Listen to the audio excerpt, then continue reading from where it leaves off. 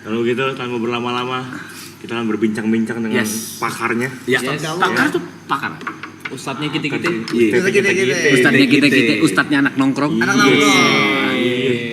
Langsung saja. Langsung kita panggil ya. Kita main bersama Mister alias dia Ustadz Jojo.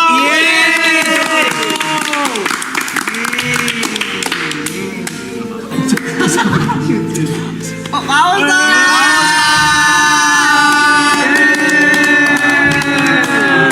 Assalamualaikum. Jojo. Ustadz lagi di sini. Sensei. Harus gini BGM. BGM harus Gini, santai-santai. BGM gini. Pak Ustadz punten ya silakan duduk yang nyamannya aja yang nyamannya aja gimana. Jangan panggil Ustadz tuh.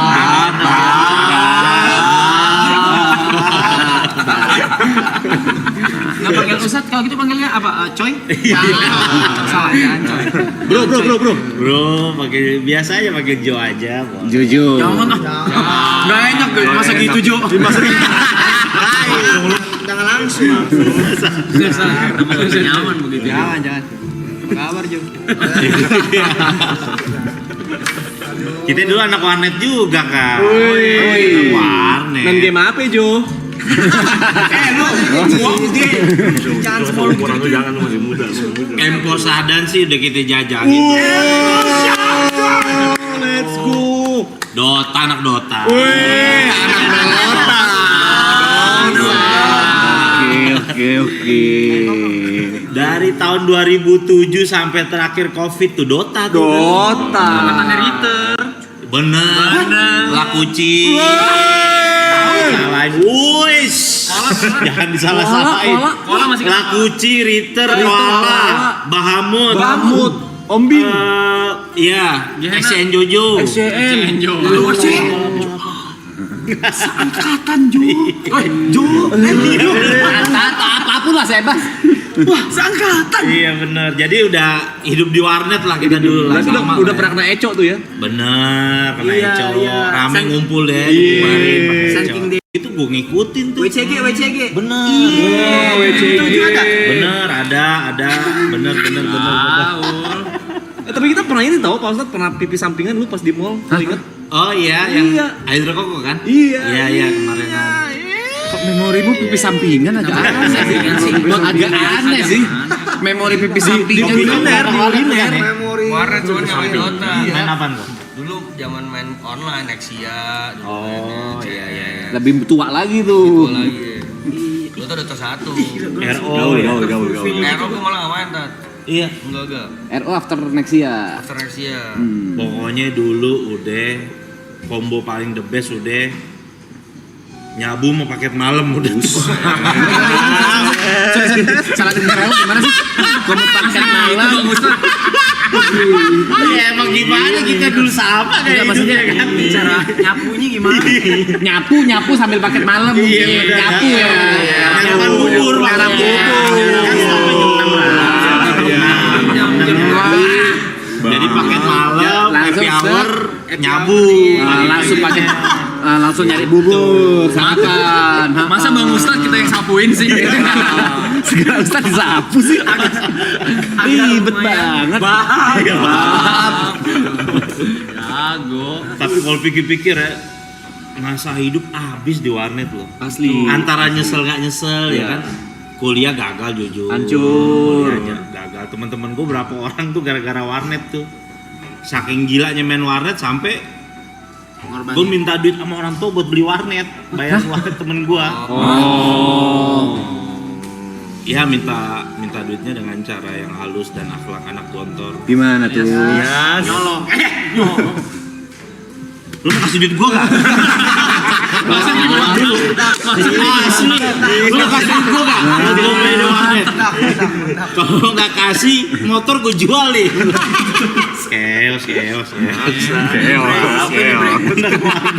Arogan, jujur arogan sih. Masa keberapa nih? Yang belum tahu Ustadz Jojo dulu satu angkatan sama Bang Wancol. Kita ada kelas sebenarnya 7 tahun, beda 7 tahun. Tapi ada satu sekolah yang bareng kan. Jatuhnya sebenarnya kayak kita satu tongkrongan aja. tiap malam minggu di Taman Suropati. Menteng. Samsur. Bukannya sempet masuk bareng. Oh itu beda, itu namanya pesantren kehidupan. Tapi bedanya kalau Jojo keluar jadi ustad, Wancoy keluar Jadi pelawak. Iya Jujur. bener. Tapi jadi gue, suka ngelewatin. iya kan teman-teman kan tahu background gue pernah di dalam gitu. Iya. Pernah ada pemain Dota terkenal di dalam ketemu sama gue, lu pasti tahu. Inisial. Oh. J depan J. BB-nya banyak, Oh, ingat. itu 50.000 atau 70.000 Angkatan ketemu sama gua tuh. Gamu, sumpah gak sih? Ketemu sama gua gara-gara aja pas lagi di rumah sakit, Rap. Iya betul, dia ketemu. Jadi gua pas lagi nengokin rumah sakit, dia sakit kan. Gua liat mukanya, lah gua bilang dia. Itu tadi Lu kasus apaan? Gua bilang sini kasus apaan? Inet gua bro, katanya gitu. Iya, berapa BB lo? Buset banyak banget, 50.000 apa berapa itu? Iya, banyak banget BB-nya. Tahun 2012-2013an. Ini gua Bukan tahu gara-gara gua nonton dia mulu. Iya, itu tuh bener, itu tim gua. Itu tim gua, bener, Terus, oke itu cerita dikit Iya. dikit ya. Dia tuh dulu masih pakai BlackBerry atau apa? Betul, SMP? BlackBerry, iya zaman BlackBerry. Terus dia chat gua, dia chat BBM gua, dia kayak Rap temenin gua dong. Ngapain Jo? Jo, J, Jo. Oh, manggil gua. Jo, Manggil gua, Jo. oke. Iya, iya. Oke, manggil gua ya. manggil gua. Ngapain gitu? Rap, Iya benar, Jo manggil Jo. Iya, Ngapain bener. Jo? Ngapain Jo? Jo. Iya, Benar tadi kan. Iya. ngapain gue bilang gitu. Nggak apa-apa mau ketemu orang jam 9 malam ntar temenin gue yuk. Di mana? Di ini gitu. Kebetulan gue lagi main Dragon Nest. Oh, DN. Gue lagi main Dragon Nest, PC gue lagi main di kosan gue tuh di laptop tuh. Terus gue bilang, kayaknya enggak dah, gue nggak bisa, gue lagi online DN nih, gue bilang kayak gitu. Ih situ.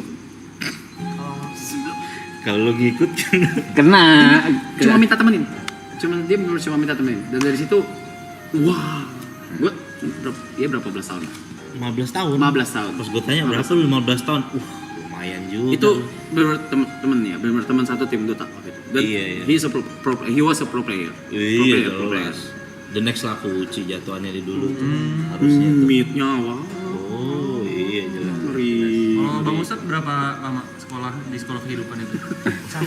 Kalau bahasa dalam 5 kalender. 5 tahun. Cukup kilat tuh. Iya, lumayan lah. Tapi ya gara-gara di situ jadi lumayan lah. Yang tadinya kita anak warnet kan biasanya hidup mikirin seneng-senengnya aja kan. Mikirin selfish aja lah hidup lah. Tapi di penjara tuh jadi belajar hidup tuh. Bisa masak nasi, yang hal yang kecil deh.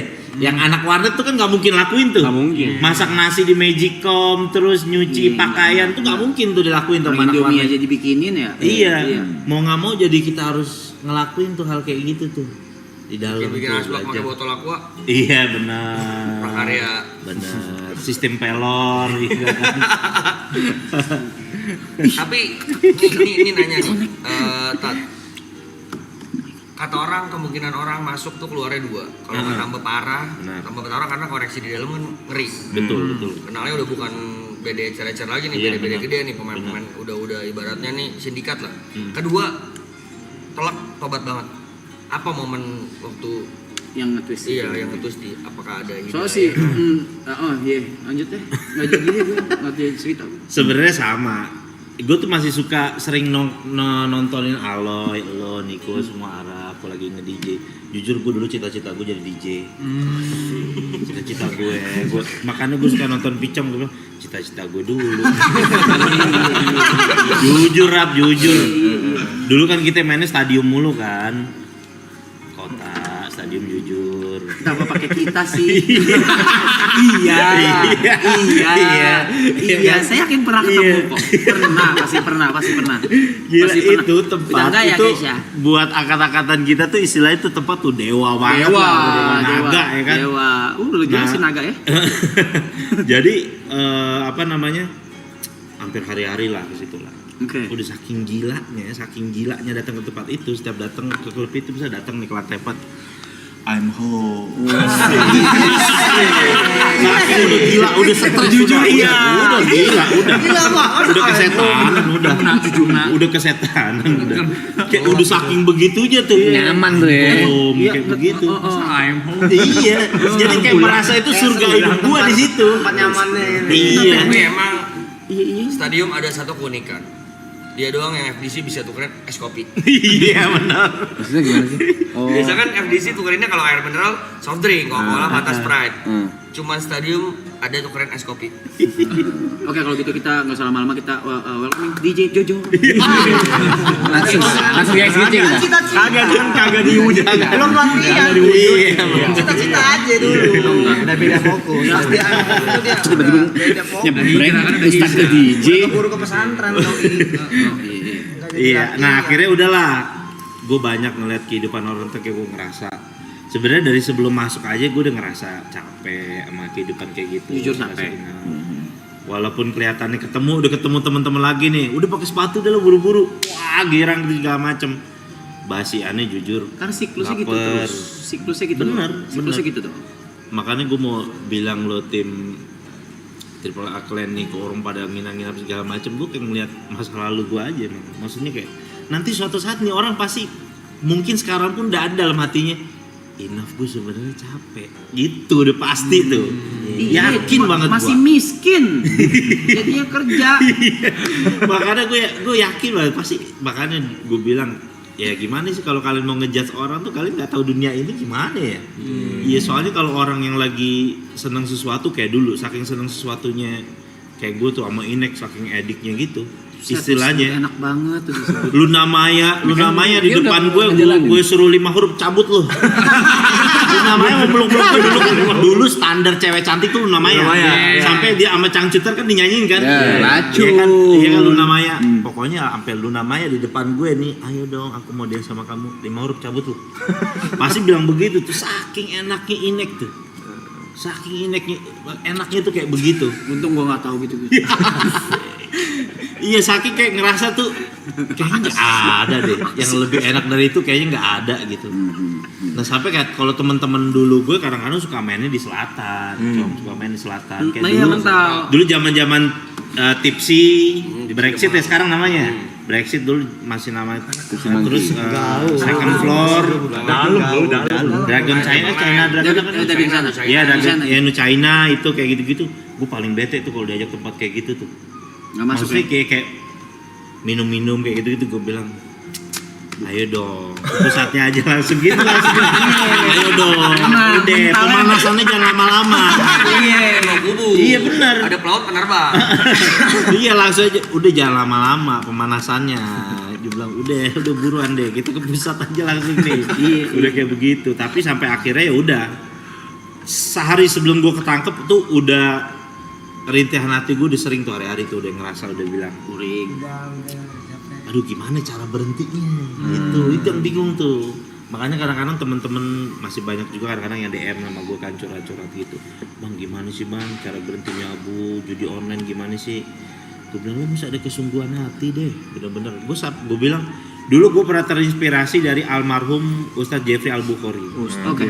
Itu kan punya background sama tuh dulu pakau dia orang pemakai narkoba tuh beliau tuh sampai bilang kalau kamu belum pernah berdoa sama Allah sampai bilang ya Allah kalau saya pakai narkoba lagi mending saya mati berarti kamu belum sungguh-sungguh taubatnya katanya gitu.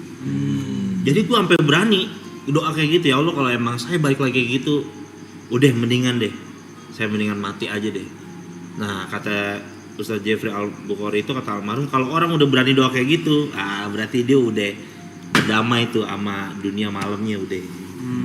Itu udah titiknya udah gue selesai gue udah nggak mau lagi Susah nggak Stat? Berhenti Stat? susah jujur susah Adiksinya yang bikin berhenti susah. jangankan begitu ITC Ambas tahu kan ITC Ambassador dulu kan di atas di Carrefour kan atasnya suka jual-jual CD bajakan tuh Iya.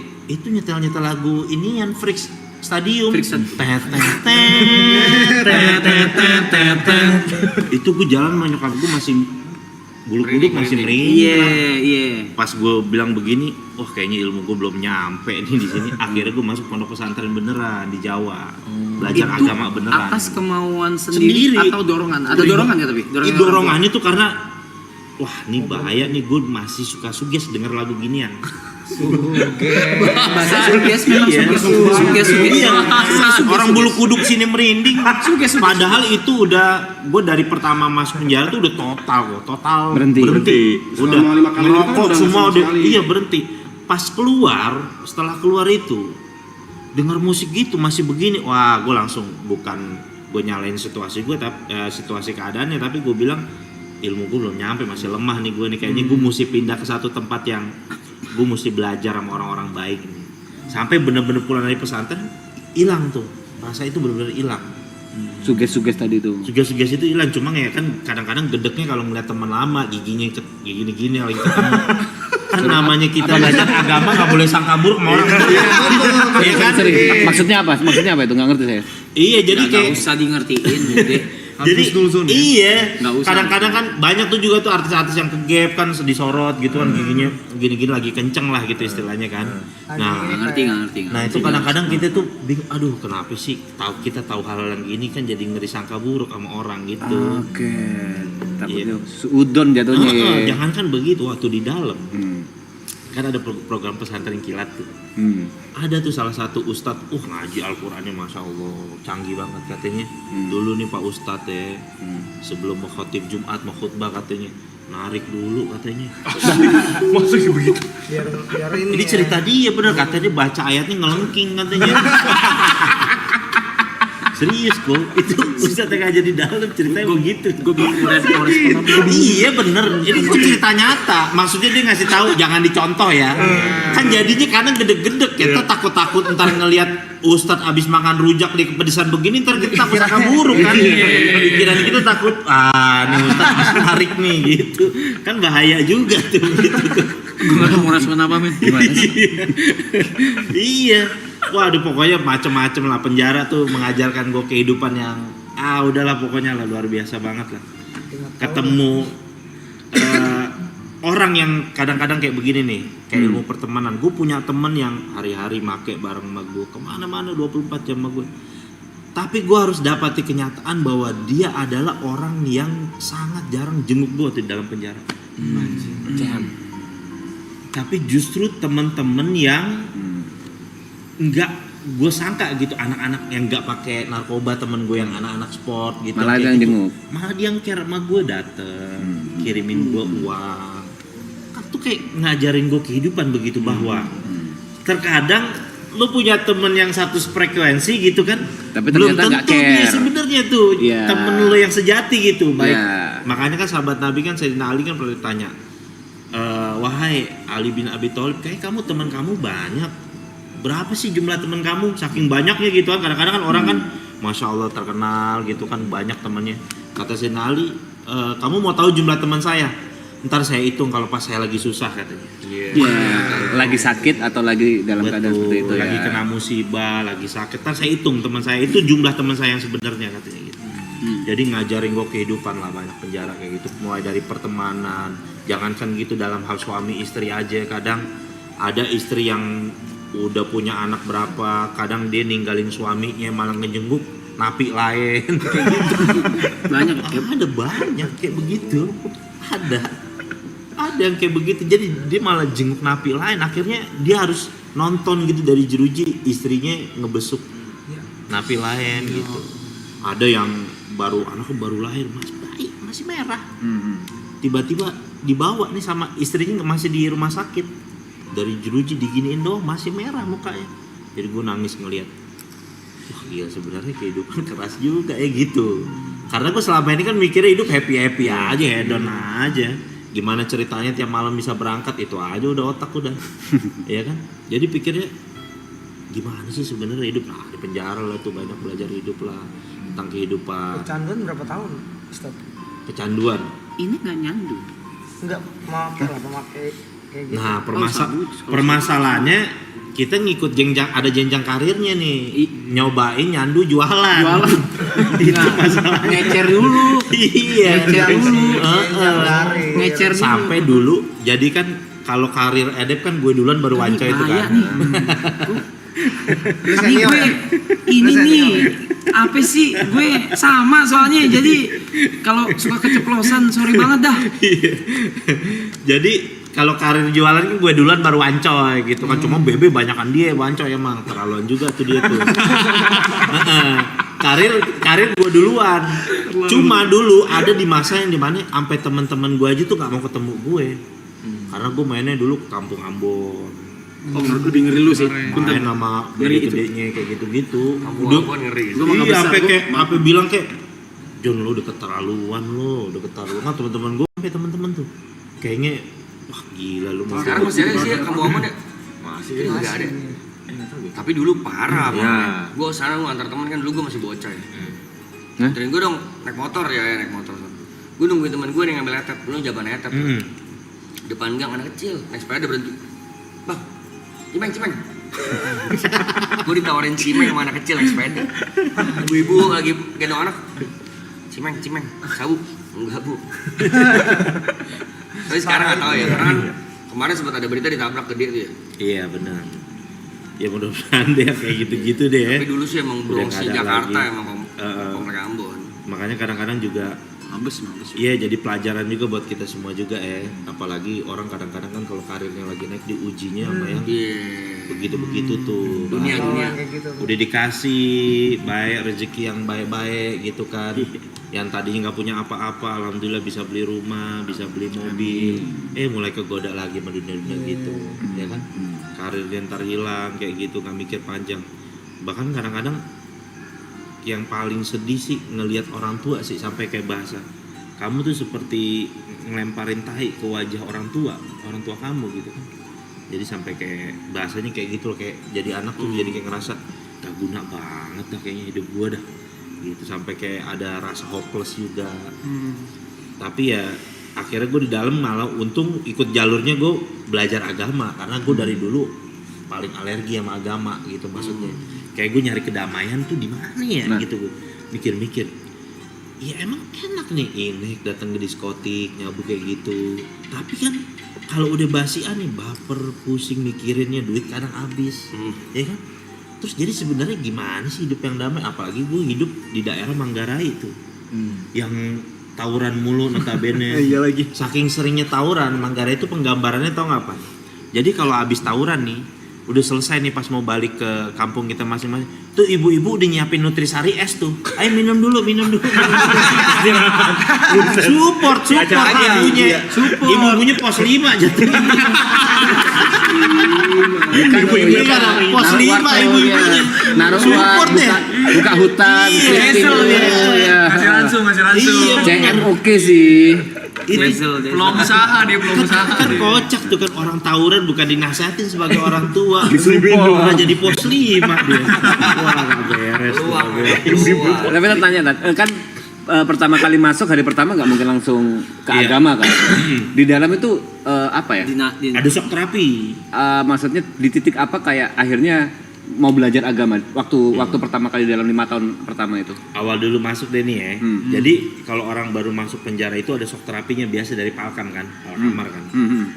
Jadi waktu itu kita pakai celana boxer nih. Pakai celana boxer bener-bener kan masuk nggak boleh pakai celana panjang sama sarung, sering dipakai buat bunuh diri kan orang di penjara tuh kan. Ya kan. Kita masuk tuh. Pas masuk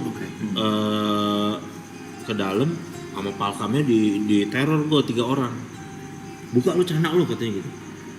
Wah, dulu kalau dengar orang di penjara sering dimonon, ini kali ya.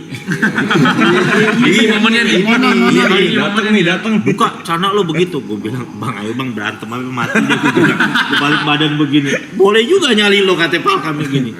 Berantem aja deh Bang, daripada lu harus beginiin gua dah. Gue bilang, "Kenapa nih? Gua harus apa nih? Ya kan buat adat istiadat penjara gua harus gimana nih?" Ya udah lu bawain makanan, lu bilang keluarga lu nih buat gaulan gitu-gitu kan. Akhirnya udah itu aman.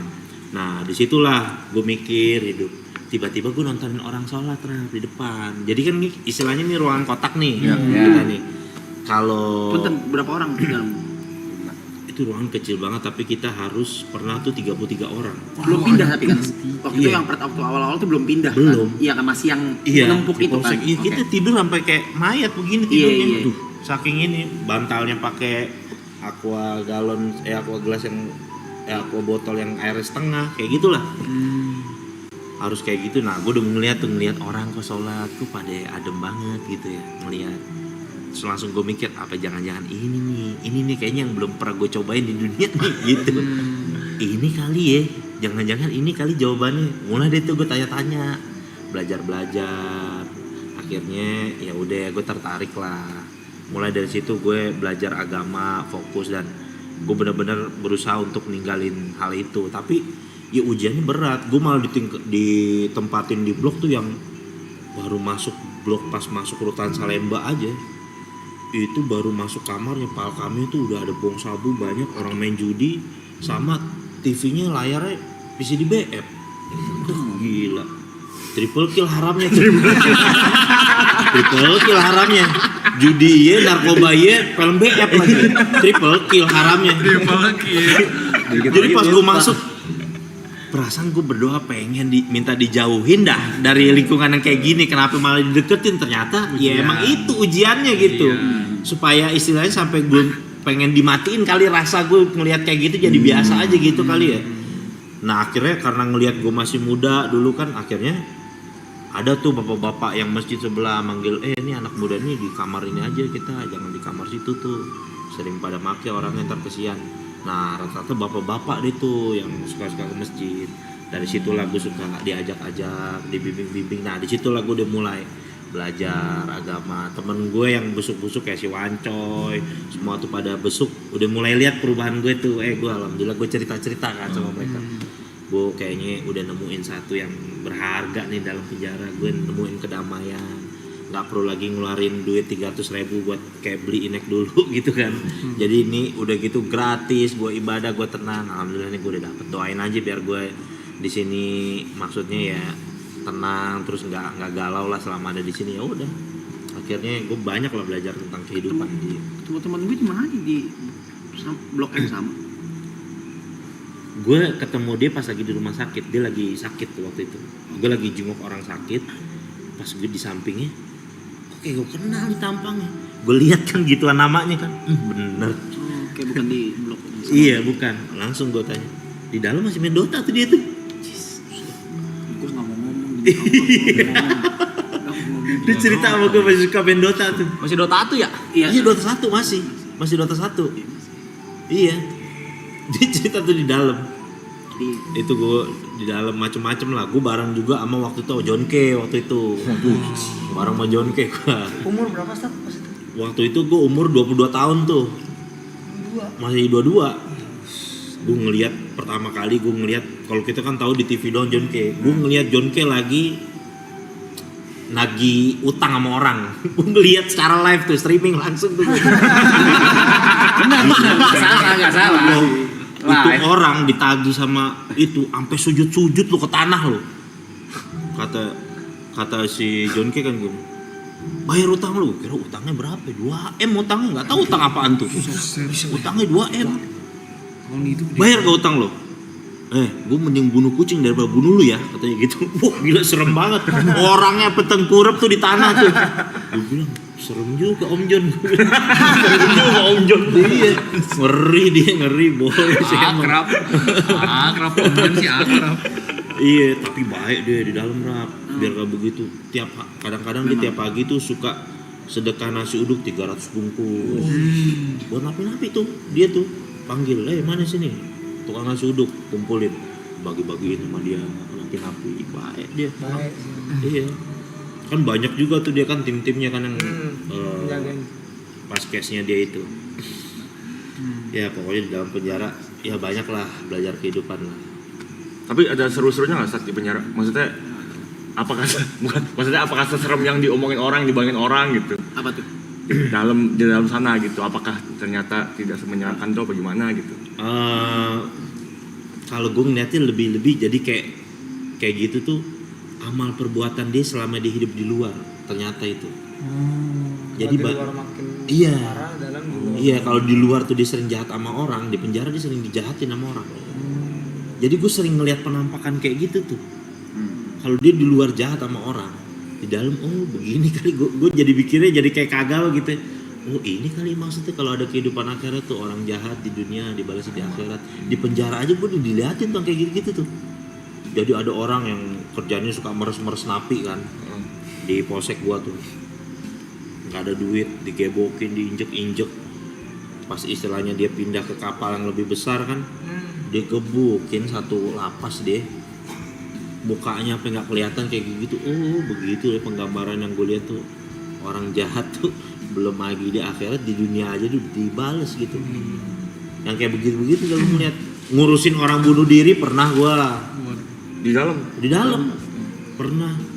Waktu itu dia masalahnya berat banget sih, kayaknya dia utang saham di bursa efek sih, alias kalau judi 50.000. Kalau judi bola 50.000 Masih kena. kalau judi 50.000 bola, judi bola 50.000 bocah minjem sarung bunuh diri. Jam 3 pagi, gue udah ketok-ketok bangun. Dipanggil gini, Pak, ada yang bunuh diri, kita lagi nungguin petugas sih belum ada. Terus kenapa? Gara-gara gue pakein gini. Udah nih, bapak aja nih, bapak ngerti agama tuh begitu. Emang kalau ngerti agama kagak takut juga? Itu gue ngeliat orang gantung diri. Kalau gue ngeliat pakai sarung begini, nggak ada yang berani masuk lagi tuh. Kalau kamar itu gue aja tuh yang nanganin. Pas ditanya, apaan, kenapa ini? Iya tadi dicurat mau minjem duit 50.000 kalau judi bola. Terus nggak dapat, gantung diri. Ya Allah, Pak. Gue bilang, gara-gara duit 50.000 kalau bola. Ketemu gue yang begitu-begitu tuh. Juru kecolongan. Bursa saham. Bursa efek sih. Saham di bursa efek sih. Udah sempet. Udah bebas apa? Udah harusnya ya? Udah lama. Udah lama kan? Udah lama tuh. Udah bebas udah lama. Iya, Udah harusnya lama udah banget. Udah 4 tahun lebih. Udah bebas. Tadi Bang Ustadz kan sempat berarti kan 5 tahun, 5 kalender kan di pesantren kehidupan itu kan. Abis itu yang ngedalemin ke tadi di Jawa ya? Iya, ngedalemin ilmu agama pesantren. lagi tuh berapa lama lagi tuh durasinya? Nah, waktu itu pas setahun setelah after itu ke Magetan deh. Bentar. Ke Magetan itu kan gue belajar, kita yang namanya dari kecil udah kena visi dari Pentium 4 gitu istilahnya kan. Orang itu kalau belajar agama di Jawa tuh bener-bener tradisional banget. Itu yang bener-bener pakai Jawa pegon yang bahasanya Utawi, Iki-iku, kayak begitu-begitulah. Pakai bahasa Jawa pegon untuk belajar ilmu naung sorof gitu-gitulah. Wah, gue kayak begini. Jadi gue jadi inget kan. Jadi dulu istilahnya tuh kan, gue pernah dapat satu hadis tuh, Nabi SAW pernah diceramahin, pernah dikasih nasihat sama malaikat Jibril, kata ya Muhammad isma syi'ta, silakan kamu hidup sesuka kamu. Jadi kayak nasihat kehidupan gitu. Kalau kamu benci sesuatu, bencinya itu biasa aja. Jujur kita dulu paling gedek sama orang Jawa. Jujur dulu paling gedek. Nggak tahu kenapa, gedek aja. Tapi anehnya, ya itu dia. Aneh, gue jadi inget gitu kan. Pesannya malaikat Jibril ke Nabi. Kenapa? Karena terkadang sesuatu yang kamu benci berlebihan gitu, malah justru kadang-kadang kamu ditakdirkan akan berurusan dengan yang kamu benci itu. Begitu. Jadi gue jadi malah demen sama bahasa Jawa. Jadi belajar gue bahasa Jawa, gue ke pasar gitu misalkan belajar bahasa Jawa, jadi demen gue bahasa Jawa. Wah, unik juga Gue ada bilang relate ilmu tuh, hidup. temen gue ada yang relate yang kayak gitu. Iya kan? Dia benci sama sesuatu beberapa hal, tapi jika temuin dia sama hal-hal itu, Iya kan, aneh kan. akhirnya dia belajar mau nggak mau gitu. Ada teman gue di sini kok ada. Ada kok emang gitu. Iya kayak begitu ya. Waduh, kehidupan tuh kayak gitu. Jadi sekarang tuh kalau sekedar benci, ya udah, cukup disimpan aja. Nggak suka sama orang, ya udah. Kenapa sih pegel-pegelin hati aja, nyimpen benci sama orang gitu kan. Kalau misalkan benci sama orang bisa berubah jadi Bitcoin, enak ya. Iya, masuk. Ini nggak jadi apa-apaan, hati jadi sempit, hidup nggak enak, nggak tenang. Duit dapat duit juga kagak. Ngapain hidup benci sama orang ya kan? Betul. Iya. Slow aja kita hidup, ya kan? Dan enggak ada urusannya ke masalah ini. Nggak ada, emang gue mau Kenapa kau bangsat-bangsatin? Ya enggak, gue takut kalau ngomong. Enggak, aku cuma ngomong nanya aja. Apa Ustaz ya? Iya. Subuh Enggak masalah. Gue biasa nonton kalian kok jadi kayak gini-gini. kan udah belajar nih agama. Heeh. Cara konsisten atau istiqomahnya itu gimana, Tat? Maksudnya kan di titik ini Pak Ustadz mungkin ada beberapa godaan-godaan lagi kan. Dengan mungkin sekarang di titik ini udah bisa beli ini beli itu bla bla bla. Cara untuk istiqomah atau konsisten di agamanya itu bagaimana supaya nggak kegoda Ini lagi? bab yang paling beratnya di sini. Ah, Bab paling berat ini. Ini yang paling beratnya ini.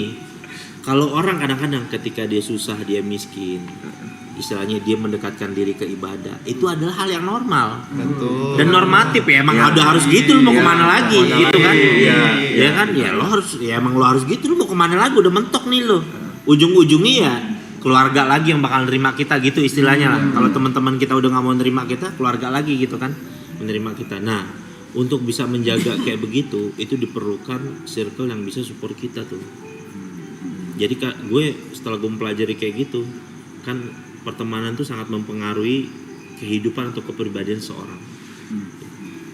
Gue kadang-kadang rela gue berteman sama bapak-bapak musola, bapak-bapak masjid, cuma demi dapat kebaikan dan bisa terlindung dari hal-hal yang kayak gitu. Karena gue saking nggak maunya, siapa sih yang mau bercanda sama bapak-bapak musola, bapak-bapak masjid, ya kan? Yang bercandanya tuh, ya Allah bercandanya. Gimana tuh caranya? Nih, Tahu bit-bitnya. iya kan kayak misalkan dikasih tahu kan, bapak-bapak misalkan gini, kalau misalkan sholat imamnya peci merah, terus makmumnya pakai peci hitam, boleh gak? Ya boleh lah, sah-sah aja. Lah kok boleh? Ya nggak boleh lah. Lo nggak boleh kenapa? Kan cuma beda peci. Ya kan imam harus orang, bukan peci merah katanya. Ya kan? Bapak-bapak tuh bercandanya begitu. Kan beda banget sama bercandaan kita kan. Sama temen-temen narkoboy kita tuh beda bercandaan begitu. Iya loh, beda. Kalau gue bercanda sama Wance beda bercandanya gitu. Tapi ya bapak-bapak hehehe, mau nggak mau tapi ya asalkan hidup gue kejaga dari yang nggak beres-beres, ketularan baik apa deh. Harus gue lakuin gitu. Ada yang harus dibayar harganya. Bener, harus ada yang dibayar kok, bener gitu. Termasuk salah satunya juga hal yang gue pikirin ketika pulang dari penjara, gue mikir apa kira-kira yang bisa ngerem kehidupan gue. Nikah salah satunya. Gue waktu itu nikah, waktu itu modal gue serapi amat, ngelamar kita Selapina.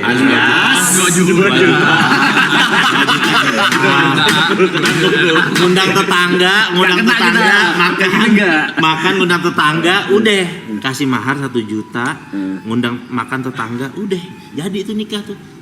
Karena gue mikir apaan yang bisa ngelindungin gue biar gue ini, istilahnya ntar kalau diajakin mau Wancoy, John ketemu ya John, aduh nggak bisa bini gue gitu. Nah, ada iniannya tuh, ada kartunya yang kita bisa mainin, seenggaknya begitu tuh. Jurus-jurus itu tuh yang bisa dipakai tuh. Jadi kayak begitu. Tapi tuh nyari jodohnya lama? Enggak lama sih. Nah uniknya tuh, gue udah kenal sama istri gue tuh di dalam penjara. Jadi istri gue itu dia Tadi yang orang tadi apa yang visitin itu masih itu jenguk napi lain mungkin lu terlalu. Iya, jadi ada salah satu saudaranya dia. Salah satu saudaranya dia di rumah sakit itu. Tiba-tiba dia jenguk saudaranya itu. Dan gue ketemu di situ. Akhirnya gue ketemu sama orang tuanya, gue bilang dengan PD-nya gue status as a napi gitu kan, bilang gue pulang nih mau nikah, mau nggak anak lu? Background lu napi gitu kan, siapa sih orang tua yang mau nikahin anak yang menapi gitu loh, logikanya kan begitu tuh. Tapi ya emang gue nggak punya siapa-siapa, tapi gue punya Allah gitu aja. Gue berdoa, ya Allah tolong deh. Ini salah satu-satunya juga cara yang biar gue nggak balik lagi sama dunia gue yang dulu. Gimana ceritanya? Biar kata gitu, ada juga temen gue masih tuh ngajakin gue tuh. Gue lagi mau ceramah di masjid pakaian kayak gini, telepon. Assalamualaikum, John, posisi di mana John? Gue lagi di Masjid Darussalam, gue inget nama masjidnya tuh waktu itu di daerah Kuningan. Gue lagi di masjid ini. Malam ini gue ultah, please ke tipsi katanya. Taruh lu, gue bilang nih, kita pindah ke video call. Yang pertama lo lihat pakaian gue, yang kedua lihat posisi gue masjid, gue bilang. Ya kan? Ini dua dulu nih, gue kasih tahu lo dulu, jangan gue bicara panjang nih. Kita ganti video call ya kak. Lo lihat pakaian gue satu, yang kedua gue di masjid nih. Oke. Please, kata dia, please. Lo minum Coca-Cola aja.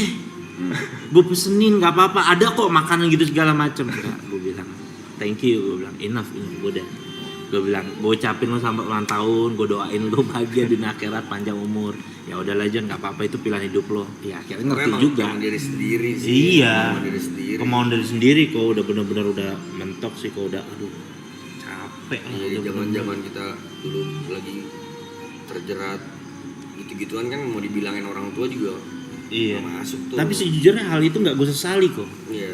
Nggak gue sesali gitu, nggak gue sesali. Jadi itu jadi momen kadang ya gue jadi ngerti kehidupan gara-gara itu loh. Iya, sekarang pun masih bisa gue ceritain ya. Iya kan? Bisa diceritain. Iya, itu jadi momen kita jadi belajar tentang kehidupan.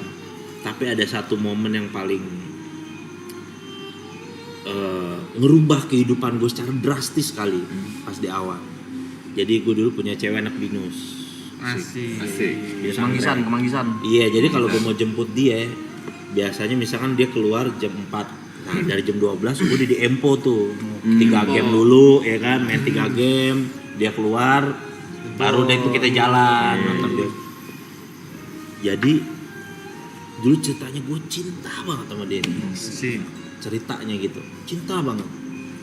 Yang bikin cinta sama nih perempuan, dia ngomong apaan aja, gue apa nurut. Itu yang bikin laki-laki payah kan sama perempuan tuh. Betul. Nurut, dibilangin apaan aja, nggak pernah ngebantah gitu. Jadi tuh kayaknya cinta banget gitu sama dia. Dalam banget cinta gue sama dia. Sampai akhirnya gue masuk penjara kan. Gue masuk penjara, dia sedih nangis.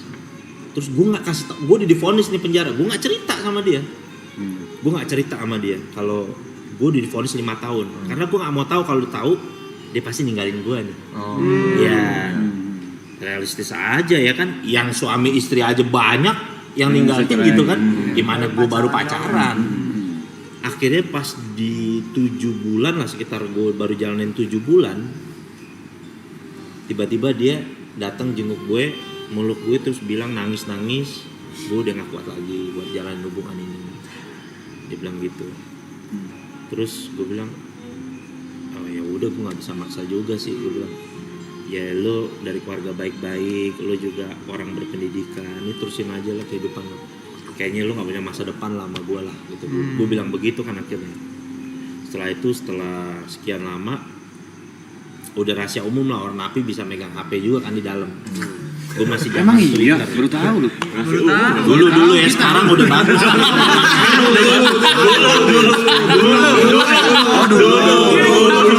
Ini gue pengennya itu dulu ya. 15 tahun lalu. Sekarang udah bagus.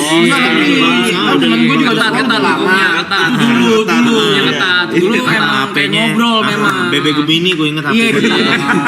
Sekarang mah udah bagus, Bang. Iya benar. Nah, suatu saat gue buka Twitter, ngestok dia lah. Gue lihat dia udah sama cowoknya yang baru. Dulu Twitter. Ini posisi di dalam kan? Di dalam. Iya. Di dalam. Dalam dong. Tadinya gue udah berusaha ikhlas, tapi ternyata karena gue terlalu cinta banget sama dia, jadi sakit gitu kayak hati gue tuh.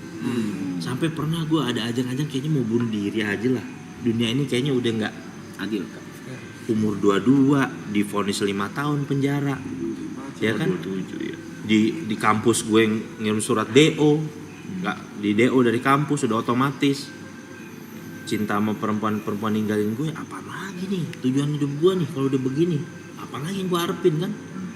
Tapi gara-gara itu gue jadi belajar, ternyata kesalahannya bukan di perempuan itu, kesalahannya adalah gobloknya gue punya rasa cinta berlebih sama itu perempuan. Itulah yang jadi bikin gue tuh tersiksa sama dia. Jadi semenjak saat itu dia ngajarin gue cinta sama orang udah biasa aja udah. Kita sayang sama orang nih, gue berbuat baik karena berbuat baik itu ajaran agama. Yaudah, gue sayang sama lo. Gue pokoknya gue gak mau terlalu cinta sama manusia. Sejak saat itu dia ngajarin satu ilmu yang paling besar dalam kehidupan gue.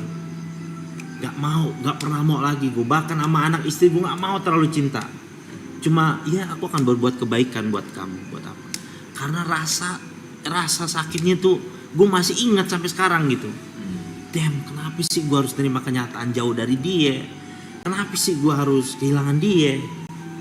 Tapi dari situ ternyata setelah gue renungin, yang salah tuh bukan takdirnya, bukan dianya, Tapi rasa cinta yang gue bikin terlalu berat itu ke dia, itulah yang nyiksa gue.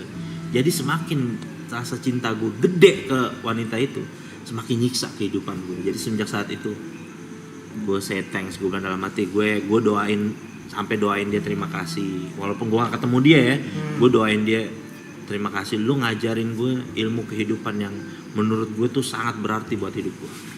Bahwa sejak saat itu gue gak akan pernah mau cinta lagi, walaupun istri gue cantiknya kayak apa, anak-anak gue lucunya apa, gue gak mau terlalu cinta.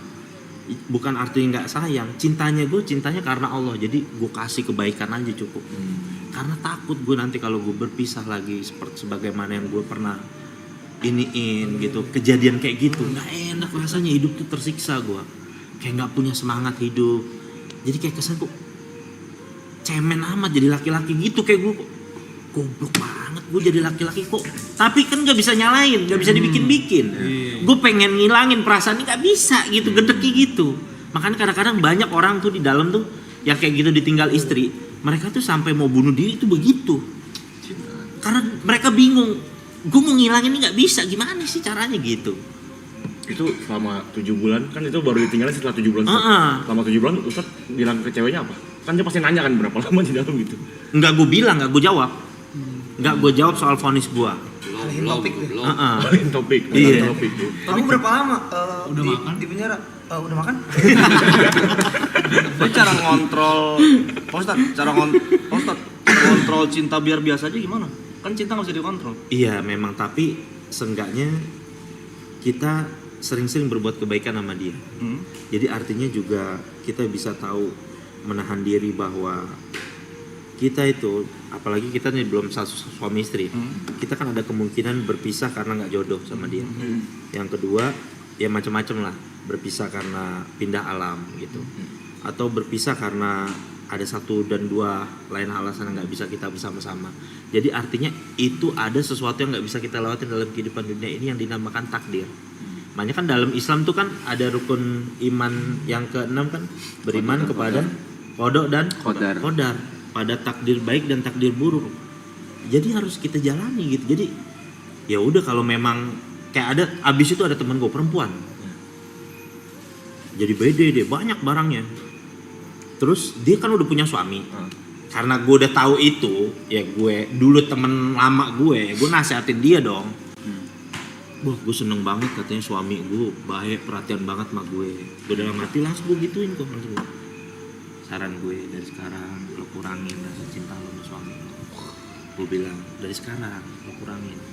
Kagak, alhamdulillah John, laki gue John baik banget, perhatian, mau nungguin gue segala macam. 7 bulan kemudian bab nikah lagi sama perempuan lain. dan dia sakit hati, akhirnya apa ya? Belok, jujur belok dia gara-gara gitu. Kan tapi kan gue udah bilang gue udah pengalaman nih yang soal kayak gini dari awal. Mendingan udah lu kikis, bukan berarti artinya udah kita udahan aja, enggak. Jadi artinya kalau memang dia setia alhamdulillah, kalau enggak lu dijaga-jaga nih, udah punya bumper nih. Dengan kata lain mungkin nurunin ekspektasi. Bener kok, kayak begitu kok. Secukupnya. Diturunin ekspektasinya gitu. Gak enak asli lu punya perasaan kayak gitu. Hidup tuh, gua aja waktu itu akhir lari ke ibadah aja, hati masih gak tenang loh. Tuh gua bingung tuh. Aduh, ini gimana sih ini ngilangin gitu, kayak orang linglung gitu. Gimana sih ini ngilanginnya caranya? Bikin kesibukan, kepikiran lagi, ntar sedih lagi. Udah gitu, yang paling gedeknya kan harus terima kenyataan. Gue nggak bisa ketemu dia nih, kealingan jeruji gitu, ya kan? Itu kan gedek tuh artinya tuh. Akhirnya Bang Ustadz buat proses penerimaan keadaannya tuh berapa lama dan gimana caranya, itu kan berarti kan baru jalan 7 bulan ya kan? Habis itu dalam penjara, itu frustasinya pasti kan berulang-ulang kan prosesnya. Betul. Terus titik apa tuh yang, atau kejadian apa yang bikin Yang kayak sadar gue bego banget nih gue gitu kayak gitu. gue ikhlas deh gitu. Semenjak pas ketemu istri gue itu, akhirnya setelah, tapi itu lama 1,5 tahun lah setelahnya. Akhirnya tuh kayak tadinya gue tuh kayak yang biasa aja gitu sama perempuan, kayak udah ngerasa ya udahlah gue mau fokus belajar agama dulu. Tapi tiba-tiba pas ya nggak tahu, mungkin takdirnya udah kayak gitu ya, pas gue ngeliat istri gue kayak ngelihat mudah-mudahan bisa jadi inian gue lah gitu, pelipur hati gue, dan ini jawaban. Dan dia juga baik dan sifatnya tuh jauh lebih baik dari perempuan itu, pokoknya lebih lah. Dan gue kayak merasa menganggap bahwa ini Allah kasih bini gue yang ini kayaknya jawaban atas gue ditinggal sama perempuan yang itu gitu. Karena dikasihnya yang lebih baik, jauh lebih baik dari segala-galanya gitu. Jadi gue mikirnya semenjak saat itu. Tapi gue overall gue merasa terima kasih terhadap tuh perempuan, udah ngajarin gue ilmu kehidupan yang sangat berarti banget. Belajar lagi tuh ya. Oh iya jelas kok. Itu mah dalam banget itu. Dan selama prosesnya harus ikhlas dulu. Iya kok, harus ikhlas, harus bener-bener. Dan ternyata nggak cuma ke perempuan lawan jenis juga, kadang-kadang cinta berlebihan sama anak tuh juga bisa bikin orang tua kesiksa juga tuh. Makanya kita suka kita hadapin kan, ada orang tua punya anak 3, terlalu sayang sama anak yang 1, tapi justru orang tua itu sering disiksa sama tuh anak yang 1 itu, ya kan? Jadi misalkan ada 3 anak, orang tua punya 3 anak, ya kan? Orang tua punya 3 anak, yang 2 nih anaknya berprestasi segala macem, yang 1 nih anaknya nggak karu-karuan nih, ya kan? Karena terlalu cinta orang tuanya sama ini, malah justru yang anak gak karu-karuan ini sering memberikan ujian kepada orang tuanya. Malah yang 2 anak yang nggak dicintai inilah hidupnya malah bikin ketenangan buat si orang tua itu.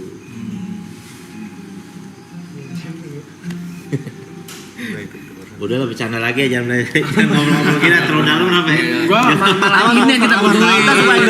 Malah ini yang kita butuhin. Memang ini liga subuh sih. Terus Pak Ustadz, tips cara mengikhlaskan. Ntar, boleh ngerokok nggak sih? Nggak apa-apa, santai. Nggak boleh kali. Jangan. Nggak apa-apa. Jahat ya emang. Lanjut. Pak Ustadz, tips cara mengikhlaskan. Mengikhlaskan itu yang pertama, ya itu dia, kalau gue belajar dari ilmu agama yang gue hari ini, bahwa kita nggak akan pernah bisa lari ya dari yang namanya takdir. Itu makanya dari awal tuh kita harus tahu tuh ilmu kehidupan kayak gitu.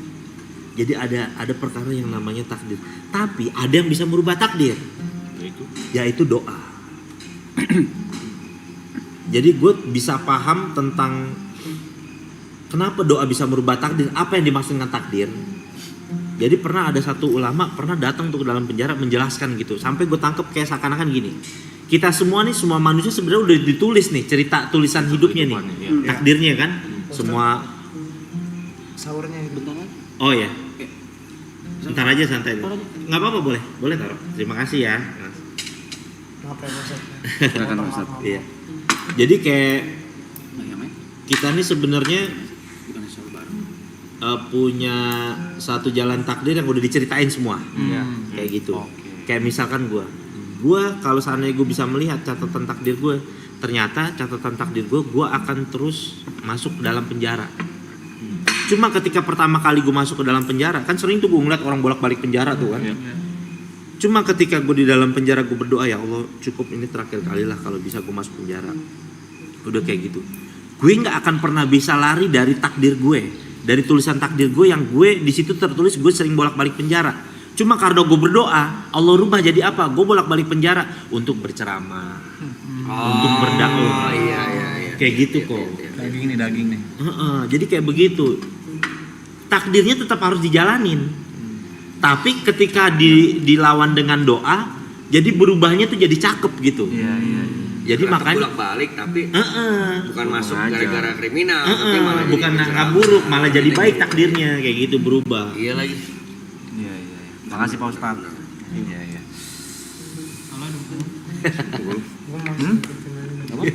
Apa?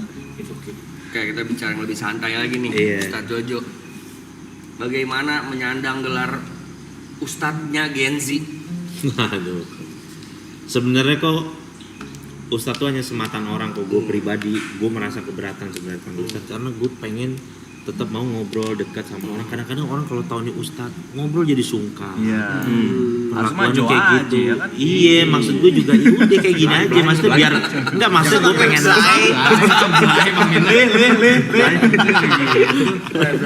iya, maksud gue pengen deket aja kayak gini. Kalau ketemu orang yang pernah main Dota, ngobrol jadi asik, nggak canggung gitu. Asli. Jadi pengen ngerasa deket juga sama orang. Gitu Karena kan. mungkin kalau yang gue lihat ya Tat, ini kan cara pendekatan ya, pendekatan persuasif orang kan beda-beda. Ada yang mungkin pemuka-pemuka agama yang serius. Iya. Kalau dia lagi berceramah, mungkin kalau seiring perubahannya zaman, nggak tahu benar atau enggak, nggak tahu baik atau enggak, ada juga mungkin pendekatan lain yang kayak sekarang ngobrol jadi temen, kita ngobrol juga lebih enak, tapi dengan tetap tuh dengan bumbu-bumbu kebaikan-kebaikan yang isinya. Iya, ada isinya. Tapi pendekatannya nongkrong, jadi berasa lebih relate ke anak-anak sekarang. Karena emang basic gue juga emang sering nongkrong Anak di tongkrongan. gitu ya. Anak tongkrongan, kadang kayak Ditambah gini-gini. Green Boys, jadi anak-anak yang nonton Green Boys ya panutannya kalau enggak juga kok Green Boys nggak ngomongin yang aneh-aneh doang, ada Iya. juga lo baiknya nih waktu sesinya Ustadz Jojo misalnya gitu, mereka lebih relate gitu. Iya benar. Dan gue mau juga orang temen gue tuh kalau curhat juga jadi juga jangan terlalu kaku sama gue. Kadang misalnya temen gue, "Tat, pengen nikah nih kita nih, tapi belum ada duitnya gimana nih ya?" Terus gue bilang, "Udah lo colok belum anak orang?" gitu. Iya, Nah jadi gue pengen berasanya maksudnya kayak ngomongin bahasanya kayak gitu. gitu. Mau Jujur, gitu mau. jujur udah lo colok belum? Udah sih, tanggung jawab, udah nikahin buru, terus gimana dong cara? Kebetulan waktu itu lagi covid, nah ini kan lu mumpung lagi covid nih, ya kan, lu murah nih nikah, oh iya juga ya, akhirnya dapet ide tuh kok, surat dapet ide, oh iya juga ya, lu nggak usah keluar duit banyak, lu nikah aja di KUA, ntar kalau covid udah selesai bilang aja, raya-rayain, ntar kalau covid udah selesai, ntar juga lama orang lupa, akhirnya nikah, nah, akhirnya beneran begitu, nah gue pengen tuh mau orang tuh dengan bahasa yang jangan kayak terlalu kaku baku ya, kalau mau cari yang mungkin lu pengen etalase pemuka agama yang agak serius ya silakan gitu kan, tapi gue pengennya yang ya pengen deket aja sama anak muda gitu, karena gue tahu background kehidupan gue dulu kurang lebih ya sama lah anak-anak game kayak gitu. Tetap ya yang disampaikan harus yang benar, tapi nggak perlu terlalu yang serius banget dengerin apa tuh ceramah, kayak nongkrong juga ada kok, ini ada hikmahnya, ada isinya gitu. Nah terus kok di posisi gue dulu, gue terkadang jadi ingetnya apa? Gue itu nggak tahu harus kemana dulu, mencari kebaikan tuh kemana? Itu yang bikin gue tuh, kenapa gue pengen deket sama teman-teman kadang-kadang masih suka minum, pakai narkoba gitu. Karena dulu ketika itu gue nggak tahu gue harus kemana. Siapa sosok orang yang harus gue cari, yang bisa ngajarin gue kebaikan? Makanya gue lebih sistem kayak jemput bola datang mereka, biar gue pengen ngasih tahu. Gue kasih, begini nih pengalaman hidup gue, lu begini, udah deh lo kerjain lah gitu. Lebih pendekatannya banyak, walaupun orang itu non muslim banyak yang curhat ke gue. Gue kasih tahu pendekatannya kayak lu sama orang tua punya masalah nggak? Kalau setahu gue nih, kalau di dalam ajaran Islam biasanya karir orang, kehidupan seorang anak itu ada hubungannya dengan hubungan dia sama orang tua, kayak gitu-gitu. Paling kalau dia non muslim gue kasih tahu tuh kayak gitu. Coba lu perhatiin lagi hubungan lo sama orang tua lo, kayak gimana tuh hubungannya? Iya sih bang, gue sama orang tua gue nggak begini. Ya udah, mulai sekarang lo perbaikin mulai dari sekarang, kayak gitu. Terus yang paling banyak sih ya kecanduan judi online ya. Kecanduan judi online tuh paling banyak sih, orang curhat sama gue tuh paling banyak. Dan itu sampai sekarang gue masih belum nemu formulanya. Susah banget itu. Kalau narkoba gue udah kasih tahu, jauhin teman-temannya gitu segala macam. Kalau judi online kan dijauhin temen, tetap punya perangkatnya sendiri. Itu kan repotnya kan. Berat tuh. Sendiri sih coy. Iya, sendiri gabut. Iya, dia sendiri. Sampai pernah ada orang datang curhat sama gue, dia bilang ini, "Tat, aneh izin mau curhat nih," dia bilang begitu. "Oh iya gimana itu?" "Aneh kecanduan judi online nih Tat, jujur udah ratusan juta habis, mobil udah kita jual, motor udah kita jual, ini juga nih sisa motor, ini juga BPKB udah sekolah Tat," kayak gitu. Habis-habisan deh kita. Ketika mendengarkan gitu, itu hal biasa bagi gue gitu kan, maksudnya yang lain juga cerita kayak gitu. Cuman dia bilang, "Tapi plot twistnya nih Stat, gue guru ngaji," kata dia. Dia guru ngaji. Dia bilang, "Gue setiap ngajarin anak kecil ngaji Stat, dikasih amplop, gue minta anterin murid gue ngedepo di ATM." Sampai sudah kecanduan segitunya. Tapi nyandu sih, memang nyandu. Iya parah, guru ngaji aja nggak selamat. Emang tuh lubang charger kecil ya, tapi rumah masuk tuh. Iya. Rumah masuk tuh. Dia sampai udah sampai di titik kalau setiap punya uang atau apa kerja nih gajian dikosongin tuh ATM-nya tuh, biar nggak buat ngedepo gitu segala macem. dikosongin mulu. Tapi kadang-kadang dia bilang sampai dia berobat ke psikolog gitu segala macem. Ya, ternyata tuh akhirnya dia bilang sama gue, yang paling parah dari orang pecandu judi online tuh ada apa ya, satu penyakit di dalam dirinya tuh suka akan tantangan gitu. Suka banget kayak semacam tantangan, adrenalin main judinya itu. Dan itu yang paling berat tuh. Istilahnya pecandu yang udah paling berat tuh. Jadi yang dimain bukan masalah nominal hartanya dia, tapi mainnya di adrenalinnya itu. Udah iya, banyak problematika kehidupan lah kayak gitu. Ada juga yang curhat-curhat kayak gini, Ustad, izin nih Ustad, curhat gimana? Cewek kita hamil Ustad, kayak gitu. Gue bilang ya udah lo tanggung jawab dong kalau begitu. Iya masalahnya Ustad, bini kita belum tahu Ustad.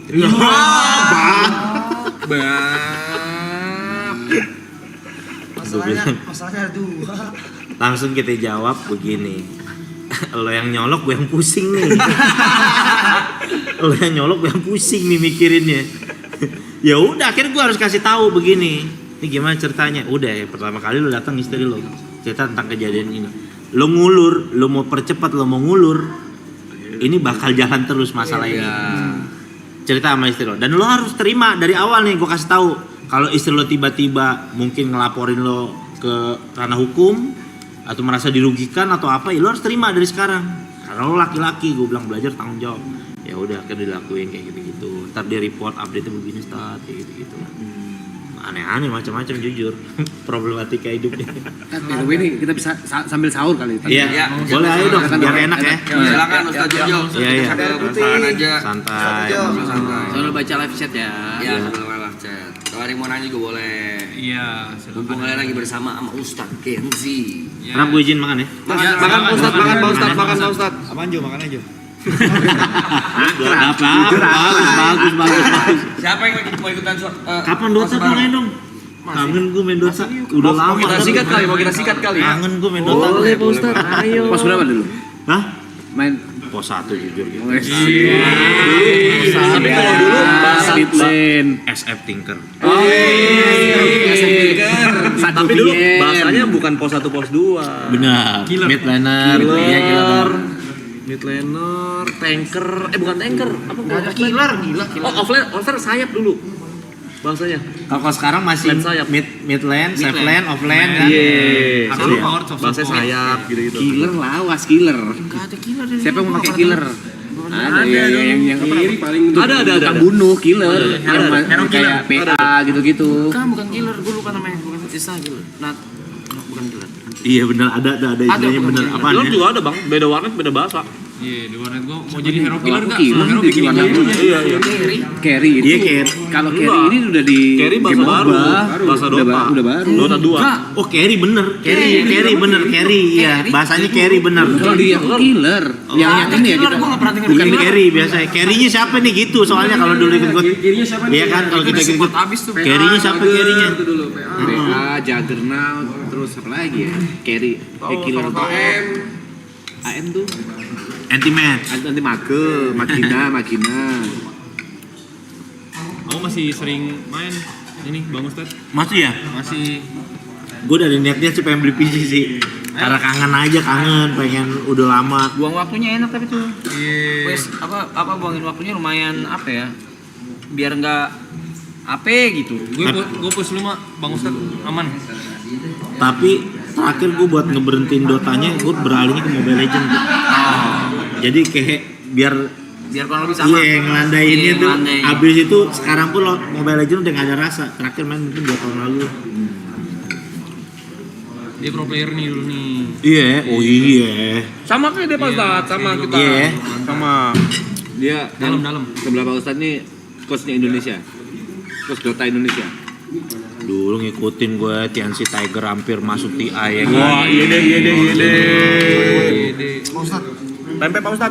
Gue satu. Oh iya. Benar satu angkatan sama aja itu yang Winter. Iya, banget. Nontonin mulu gue dulu. Gue sampai gilanya di forum-forum kayak publik gitu kan. Kita main di publik dulu. Misalnya Koala habis main nih, ada orang yang upload gameplaynya dia. Gua download. Oh iya itu. tontonin. Itu susah banget dapetinnya itu. Sumpah sampai sekarang gue masih nyari loh. Pas gue main pas dari WCK 2006 sampai 2009 gue masih nyari gitu. Itu harus lewat Forshare kalau nggak salah kan downloadnya. Susah banget itu. Gue masih nyari sampai sekarang, sumpah masih nyari gue pas gue zaman gue main.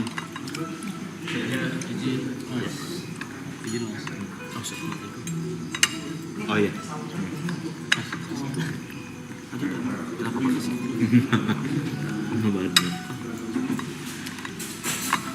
Sekarang apa? Game. Oh tadi gue lihat lu main apa? Tadi. FF tadi. Oh FF ya? Iya iseng. Cuma kalau gue udah jarang main game sih karena ya sibuk ini itu sibuk. Kalau di luar ini kan Virginius dia bikin lagu kan apa segala kayak gitu. Virginius jalan lagi. Selalu jalan. Udah tahun ini 10 tahun jadi bakal keluarin album. 10 tahun gue. Dia bakal keluarin album 2016. Gila si Lati pecah banget sih. Dengan dunia keren. Selamat sahur guys. Pak Ustadz hero favoritnya apa Pak Ustadz? Dota hero favorit gua Tinker. Tinker dulu ya tapi ya. Iya.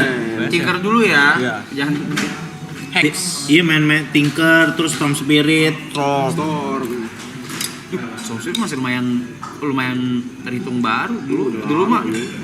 Terror Black Hutan ngerasain? Oh iya, si Lakuci bunuh diri itu kan. Iya. Lakuci bunuh diri Nah. itu yang dapetin pertama action duluan tuh. Benar. Meta itu biar lebih cepat balik ke base buat dapetin. Nah, gue dulu edik sama Dotanya itu gara-gara nonton gituannya tuh, replay gituannya tuh. Itu gue nyari sampai sekarang susah banget nemunya. Tat makannya Tat. Oh iya. Oh. Nanti gue ambil sini.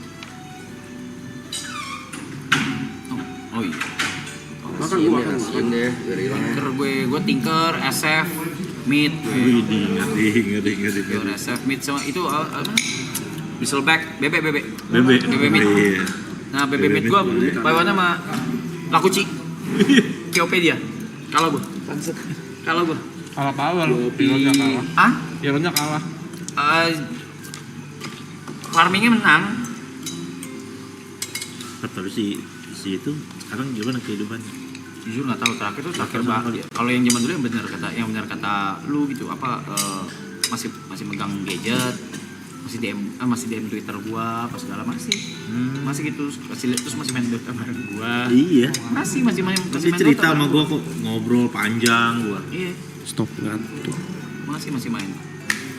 Terus habis itu terus yang apa?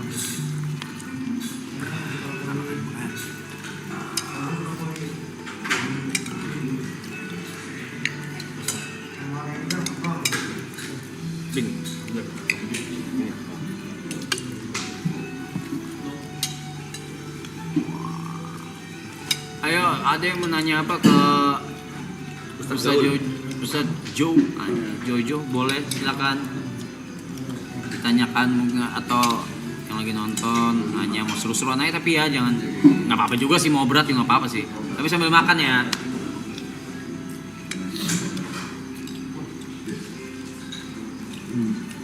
340.000 buat sahur banyak ya? Gue I'm genuinely asking. Gua pukul. Bener-bener genuinely asking. Ada. Ini bener kena ulu hati lu bener sekarang. Genuinely asking. Bener. Sekali gue sikut dada lu bener gua nanya. Gua nanya beneran. Nggak tahu aku. Ya makanya, kau nggak tahu aku juga nggak tahu.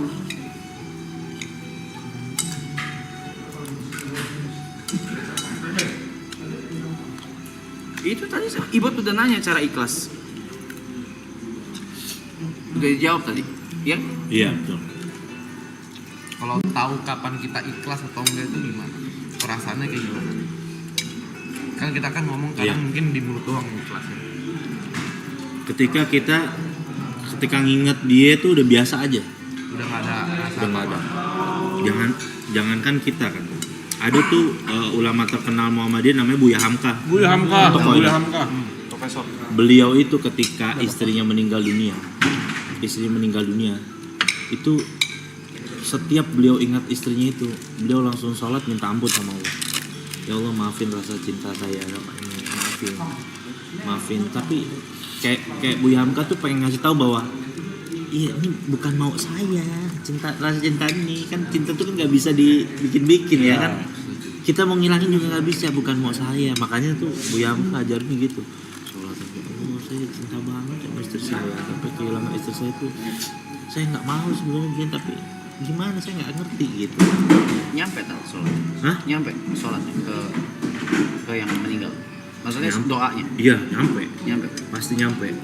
Kan orang kalau udah meninggal dunia tuh semuanya terputus amal kebaikan kecuali 3 perkara. Sedekah jariah. Sedekah jariah tuh kayak dia punya pakaian selama hidup di dunia, sedekahin ke orang. Selama orang itu pakai pakaian dia atas nama dia, itu pahalanya dapat terus orang meninggal dunia itu. Seperti kita bangunin sumur atau jet pump, masjid, apapun lah bentuk kebaikan rumah sakit kah atau apakah yang pahalanya kita niatkan sampaikan ke dia, sampai pahalanya ke dia terus sampai kapanpun, sampai hari ini kiamat nih terjadi baru stop.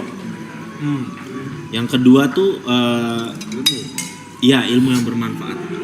Jadi dia kita makanya selama hidup di dunia ini kita harus banyak ngasih ilmu bermanfaat. Kayak misalnya Arab nih, dia ngasih teman-temannya gimana caranya waktu dapat duit kayak gitu-gitu, kasih ilmu yang bermanfaat sama orang. Jadi supaya apa? Supaya kita kalau ketika udah meninggal dunia tuh ya ada feedbacknya deh istilahnya gitu. Farmingnya di dunia, bagi ilmu, kasih ilmunya yang bermanfaat sama orang. Gimana cara dia survive dari kehidupan, gimana cara dia bisa cari nafkah buat anak istrinya. Passive income ya? Iya. Yang ketiga tuh doa anak yang soleh. Itu nggak hanya anak ya, teman pun bisa, siapapun, teman, orang yang dekat dengan kita, siapapun doanya pasti terima. Kalau doa dari non muslim nyampe nggak, Bang Ustadz? Doa Dari non muslim ke teman yang meninggal misalkan? kepada orang yang meninggal. Ya. Ya kalau doanya mintanya kepada Allah sih nyampe aja, soalnya ada satu riwayat bahwa doa orang yang dizolimi aja walaupun dia non muslim Allah terima, walaupun doa orang yang dizolimi ya.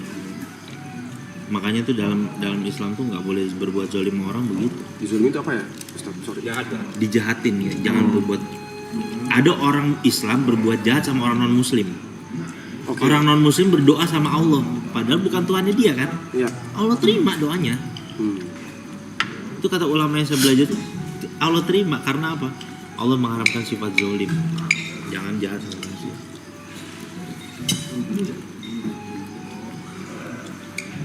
Nah kalau dijahatin terus mau jahatin balik? Itu pilihan kita sih. Kayak kita tuh berak-berik kayak kita dijahatin, kita boleh membalas keburukan dia hanya dengan setimpal, jadi jangan sampai lebih, karena kalau jatuhnya lebih jadi kita yang zalim. Cuma kan kadar setimpalnya ini gimana cara mengukurnya. Kalau caranya Nabi justru cara yang paling paling elegan gitu. Atau apa, ada orang yang berbuat jahat sama dia malah dikasih kebaikan, Didoain. iya, ada orang bisa baik sama pokoknya gue doain lo bahagia hidup lo, sekeluarga lo bahagia dunia akhirat, malah jadi orang yang ini malah jadi kelihatan elegan lo, berkelas di sisi manusia ya kan. Di sisi pahalanya dia dapat, di sisi manusianya dia jadi orang manusia yang naik kelas gitu loh, elegan.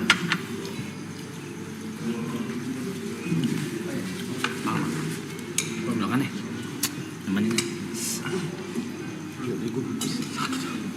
sama kemarin kan gue pakai. Ini punten sih ya. Apakah setiap terkena musibah endingnya indah? Kalau kita nanggepinnya ini bahwa nanti akan banyak kebaikan pasti dapat. Itu tergantung dari prasangka kita aja. Kalau kita menganggap bahwa ini musibah, azab nih, madesuk nih gua, ya udah bisa berakhir seperti itu sesuai dengan prasangka kita. Gimana cara bedain cobaan dan apa bahasanya hukuman yang di dunia? Ini kan dua hal yang berbeda. Cobaan kalau misalnya kita bisa melaluinya, kita akan mendapatkan hal yang baik. 17 Pro Max. Serius. Ada 17 Pro Max. Serius. Tiba-tiba ngeluarin 17. Kalau misalnya cobaan balasan, bisa dibilang ya membalas dosa kita selama kita di dunia gitu. Bagaimana cara membedakan? Ya, jadi ada 3 klasifikasinya. Yang pertama, kalau kita nggak berbuat apa-apa, kayak misalkan kayak ada cerita di Al-Quran tuh Nabi Yusuf, dia kan nggak jahat, nggak apa, tapi malah dijahatin. Yes. Nah, justru ujian yang datang dalam kehidupan di dunia ini malah nanti akan ngangkat derajat dia. Jadi ini cara Tuhan untuk ngangkat derajat dia. Berapa banyak kan orang dihina segala macam, karirnya malah makin naik kan, aneh kan? Itu sebenarnya cara Tuhan untuk membuat dia semakin mengkilap gitulah, semakin bersinar istilahnya. Yang kedua, ada orang dikasih ujian musibah itu supaya dia kembali kepada Tuhan. Kalau misalkan dia kembali kepada Tuhan, maka ujian itu adalah perkara musibah itu yang baik dalam kehidupan dia. Yang ketiga, ada orang yang ketika diberikan ujian musibah, dia malah menjauh dari Tuhan. Dan ini ada yang dinamakan musibah, azab, dan lain sebagainya. Dan dia nggak dapat apa-apa dari musibah, ujian dalam kehidupan dunia ini yang dia dapat, melainkan ya cuma keburukan aja yang dia dapat, azab aja yang dia dapat. Iya. Jadi justru kalau orang dikasih ujian musibah itu nggak merubah kehidupan dia, ya itu adalah berbahaya banget tuh ya. Berbahaya banget.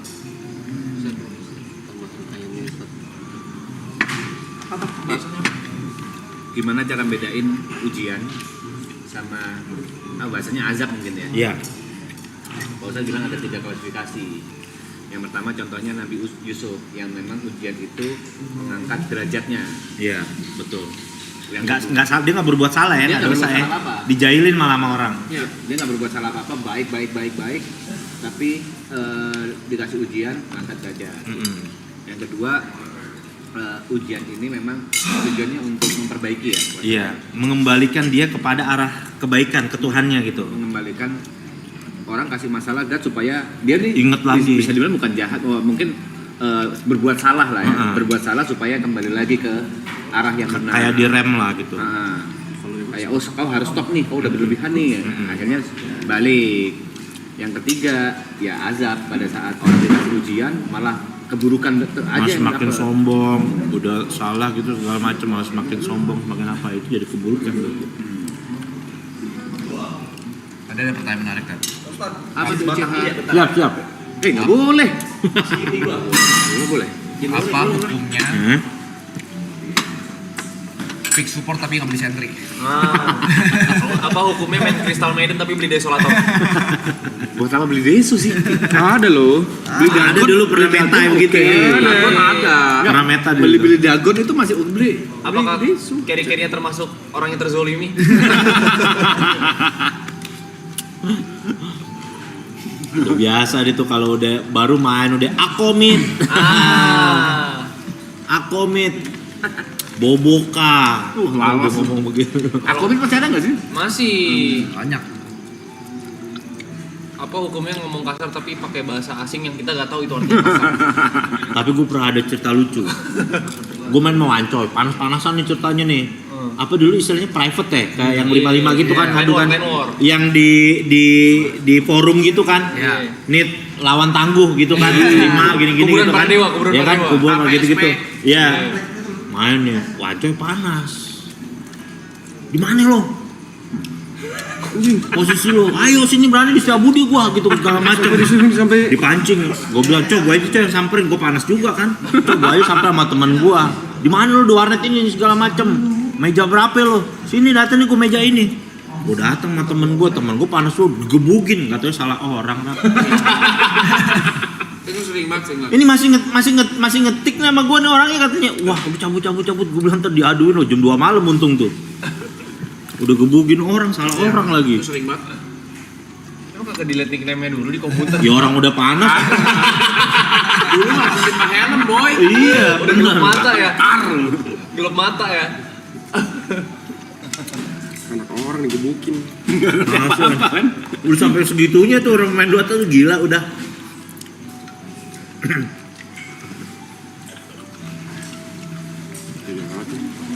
mau lewat.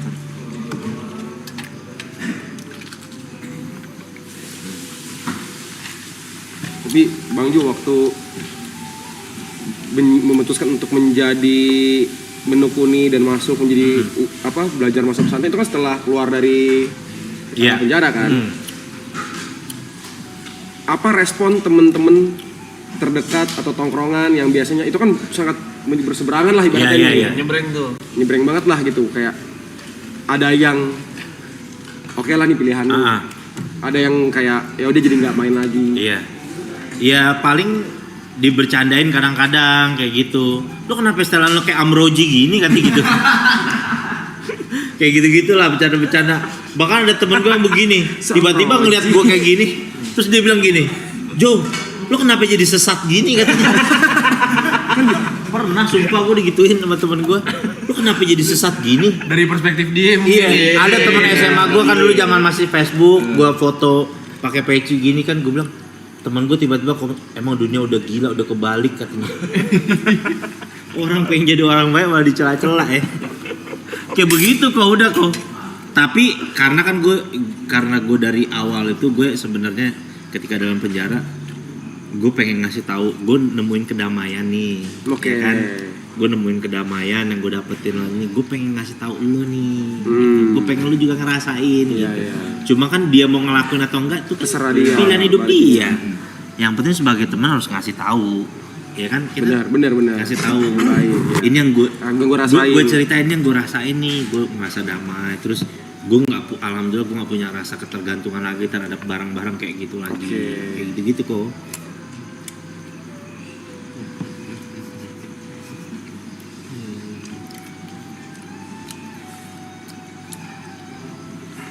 By the way tadi sebenarnya gue sih bawa oleh-oleh gue. Apa tuh? Karena di sini tadi gue bawa Azul sebenarnya. Masa Ya nggak percaya. Coba tadi mana tuh? Masuk Azul, Ustaz. Ya. Keluar branding, Ustaz. Keluar branding ini. Belok kan dari branding. Ya. Kita orang ngambil masuk. Alias Air Jam-Jam. Baru pulang dari Arab kemarin. Baru Air Jam-Jam, Bab. Kenapa Air Jam-Jam. Ya enggak? Air Jam-Jam. Terima kasih. Jam-jam itu apa Pak Ustaz? Air Jam-Jam itu kalau cerita story awalnya itu anaknya Nabi Ibrahim. Oke. Nabi Ismail. Ya. Jadi waktu ditinggal sama Nabi Ibrahim, ibunya Nabi Ismail itu kan masih bayi banget nih.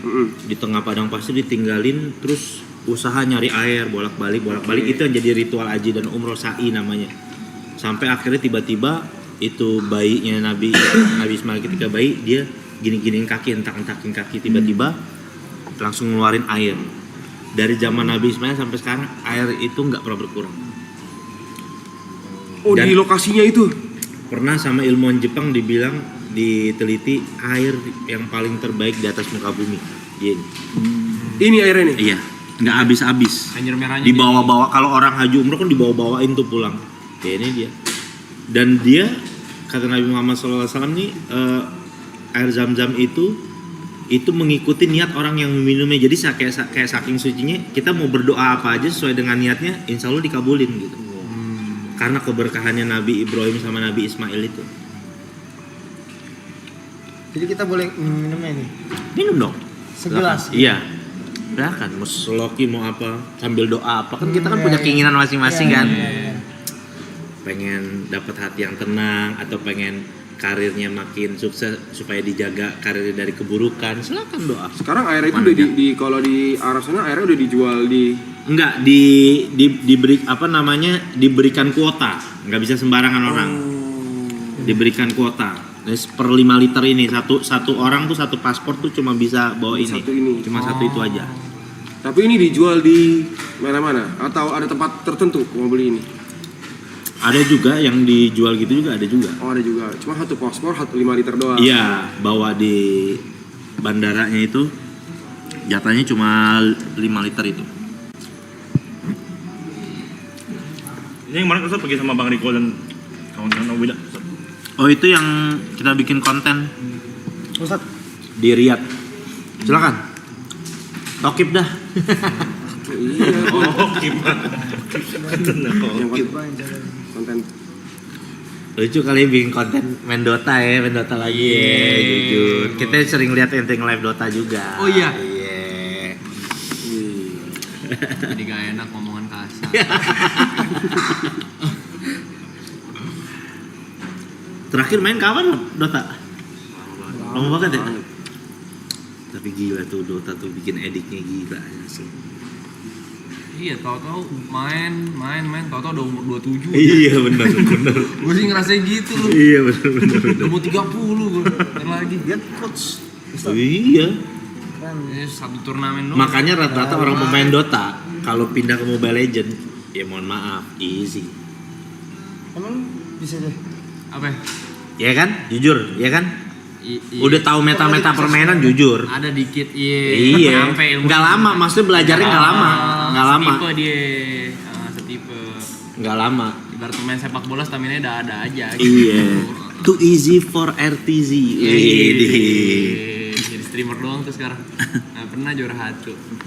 Jagoan lo apa, Rap? Ini klub luar Dota. Kapan? Dulu. Afi lah. Zaman Artstyle, Dendi, Artstyle, Papi kan ceritanya. Iya, Artstyle tua banget. Light of Heaven. Gue lebih tua lagi ngikutin Dota dari zaman siapa ya? Tahu Arm yang Vigos. Oh. Ada dulu carry itu paling gila itu main tuh. Ada pemain Rusia namanya Vigos. Nah abis itu eranya Kuroki dulu main carry dia. Era apa ya? Burning. Oke ya. Burning iya, Ihom kan. Tahu gua tahu. Si Kuroki ngefans sama XCN. Oh iya. Tim yang paling dia suka XCN. Dulu zaman Lakuci ya. Iya. Kalau di YouTube dulu Dota 1 nontonnya ini Holy Hexor. Oleh Hexor. Oh Dota dulu mah. Pernah dulu Dota. ada tuh Rap, gue inget banget Rap yang pertama kali combo tuh si Ritter sama Bahamut apa kalau nggak salah Anthropos sama Mirana. Jadi ditidurin dulu baru dipanah dari jauh. Wah itu keren sih otaknya dulu tuh. Oh ingatnya nggak mungkin Juggernaut sama apa tuh? Oh iya itu juga tuh. Dari warnet gua. Nyusahin itu. Dari warnet gua. Di shield muter. Pecah ya kan, lu belum lagi pecahnya. Itu metanya dari warnet gua itu. Ada zam-zam. XGZ. Bener. Ya kali gak zam-zam. Jangan kedekatan. Kenapa tuh? Zoom. Bubur. Zoom. Ya. Gitu dong main janda di sini. Ini udah hari ke berapa ya? Kan 100 hari kan ya? Gak tahu sampai selesai enggak. Cuman Sekarang Ini hari. untuk saat ini 54 hari. 54 Ini hari ke 12. Cobain deh. dari Mekah nih. Instruktur kelas 96 tau kan? Lu pasti Diam. 300.000. Thank you guys. Sama Miracle ngefans kan Ustaz? Miracle aneh jagoannya Sumel. Sumel. Bocah Sumel ajaib. tuh gila. Bocah ajaib. Soalnya dia satu orang bisa ngegendong tim itu main tuh dia tuh Sumel tuh. Bocah 15 tahun punya Bugatti. Iya. Sumel. Di situ redup. The $6 million Echo Slam. Oh, Universe. Yoi. Sumel. Nyampe. Yang kesian tuh RTZ itu nggak pernah megang TI itu kesian tuh ya, padahal jago tuh. Apa kali? Major. RTZ nggak pernah megang TI. Padahal Buk selalu nontonin dia Easy nggak pernah ada tuh yang bisa menang selain lawan RTZ itu. Nggak ada yang bisa. Mau siapa juga.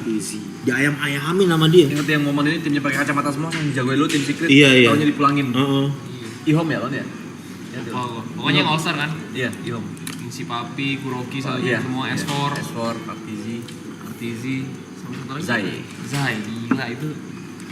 Ngeri. Sekarang yang masih main Sumel ya masih main ya? Sumel masih main kemarinan tuh gue lihat tuh. Masih main. Abis itu Tapi lagi sakit kan itu.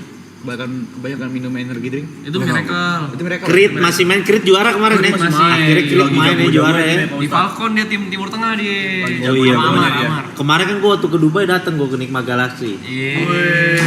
Gue foto di depan gue bilang mana nih Sumel gantian dulu. Iya. Gue foto gue bercanda-bercandain. Main game masih tak? Hah? Main game masih? Udah berhenti kok. Udah berhenti. Dari 2 tahun lalu. Terakhir Mobile Legend. Oh. Jadi buat ngeganti itu. Iseng aja. Iya. Sekarang udah Konsol main enggak? FIFA gitu enggak? konsol enggak sih. Oh, Gofar ya gila ya. Iya dia gila tuh. Main Emang gitu. udah nggak pengen main game lagi atau Nggak ada rasanya kok pengen ngeliat orang main Feel-nya, itu. Iya, feel-nya. feel-nya udah nggak ada gitu. Kayak gue garap. Lu udah gitu Rap ya sekarang ya? Iya feel-nya kayak udah nggak itu ya. Nggak kayak dulu gitu. Boleh dong, Pak Ustadz. Gimana tuh? Air Zam-Zam tuh langsung dari sumber mata air di Asli. iya kan? Ada sumurnya. Iya kan? Maksudnya itu nggak bakal habis kan katanya kan? Iya. Nggak bakal dari zaman Nabi Ismail, Iya, dari terus- zaman Nabi Ibrahim. Si Jod nanya Zam-Zam tuh artinya apa? Zam-zam tuh artinya inian kayak air yang keluar zoom gitu kayak itu hentakan artinya hentakan kakinya Nabi Ismail itu. Jadi itu apa namanya kayak pancuran, itu air yang memancur itu. Karena kan itu anehnya memancurnya dari padang pasir gitu. Keluarnya itu. Nah, dari padang pasir yang tandus itu sekarang jadi kehidupan lah. Ada mall gede, bahkan ada Starbucks juga di situ kan. Ada apaan aja, ada Oh, McDonald's. bentukannya McD. udah begitu. Apa? Udah jadi begitu. Kalau di Arab mah orangnya slow, nggak terlalu kayak di sini lah. Gitu. Santai, orang di depan Mekah ada Starbucks, McD gitu, slow aja. Biasa.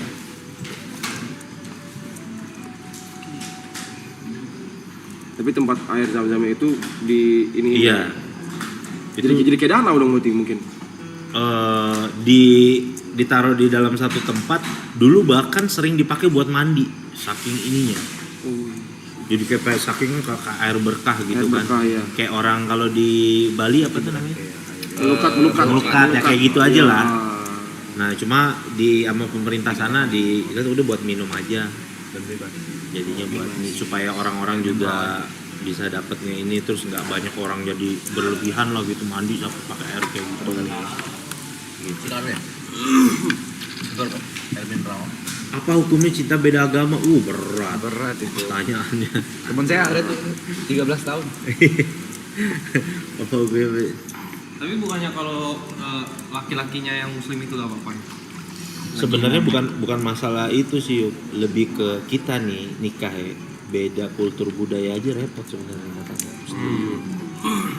Sejujurnya beda gitu. Beda itu masalah beda kultur, apalagi masalah beda keyakinan. Itulah sebenarnya kayak makanya dalam Islam tuh ada istilahnya kalau menikah itu harus seakfa, sekufu. Maksud kayak kalau orangnya perempuannya cantik, laki-lakinya ganteng. Terus kayak dari kadar ekonominya harus sederajat gitu. Jangan terlalu timpang. Jangan kayak sinetron TV gitu. Belum minum habis makan. Oh iya benar. Thank you. Jadi jangan terlalu timpang-timpang banget gitu maksudnya. Kok bisa lupa Bang Ustad? Lupa minum gimana ceritanya? Jadi kalau lagi asik ngobrol gitu kan. Soalnya ada teman kisah cintanya setara David Beckham sama Victoria. Alias beda agama 13 tahun. Jujur. Ya 2 rel kereta api. Minum Pak. Ya udah gitu. Yang lain aja yang cari yang punya satu visi kayak gitu. Karena kalau sama-sama ngotot gitu dari awal aja sebelum menikah kita udah saling-saling ngotot, nanti gimana pas pernikahan gitu kan. Karena itu kan ibadah panjang loh, nikah itu kan ibadah yang panjang kan. Gak pendek gitu. Minimal kalau hal-hal kecil kan pasti ada dalam rumah tangga tuh, kayak cekcok, masalah hal kecil tuh pasti ada. Hal kecil aja terjadi itu pasti terjadi, ya yang masalah perkara besar ini jangan dirawat, artinya diselesain dari awal. Nggak boleh ngotot berarti ya. Iya, dan jangan ngotot, kita harus hargai loh. Misalkan kita punya pasangan beda agama, dia tetap mau gini, ya kita nggak boleh maksa juga, ya itu pilihan dia, ya kan? Tapi yang namanya jangan kecintaan ya. iya, tapi intinya kalau memang dia emang udah takdir kita, mau kabur ke Rusia lagi itu perempuan, tetap Balik aja lagi. jodoh kita. Berat ya. Berat.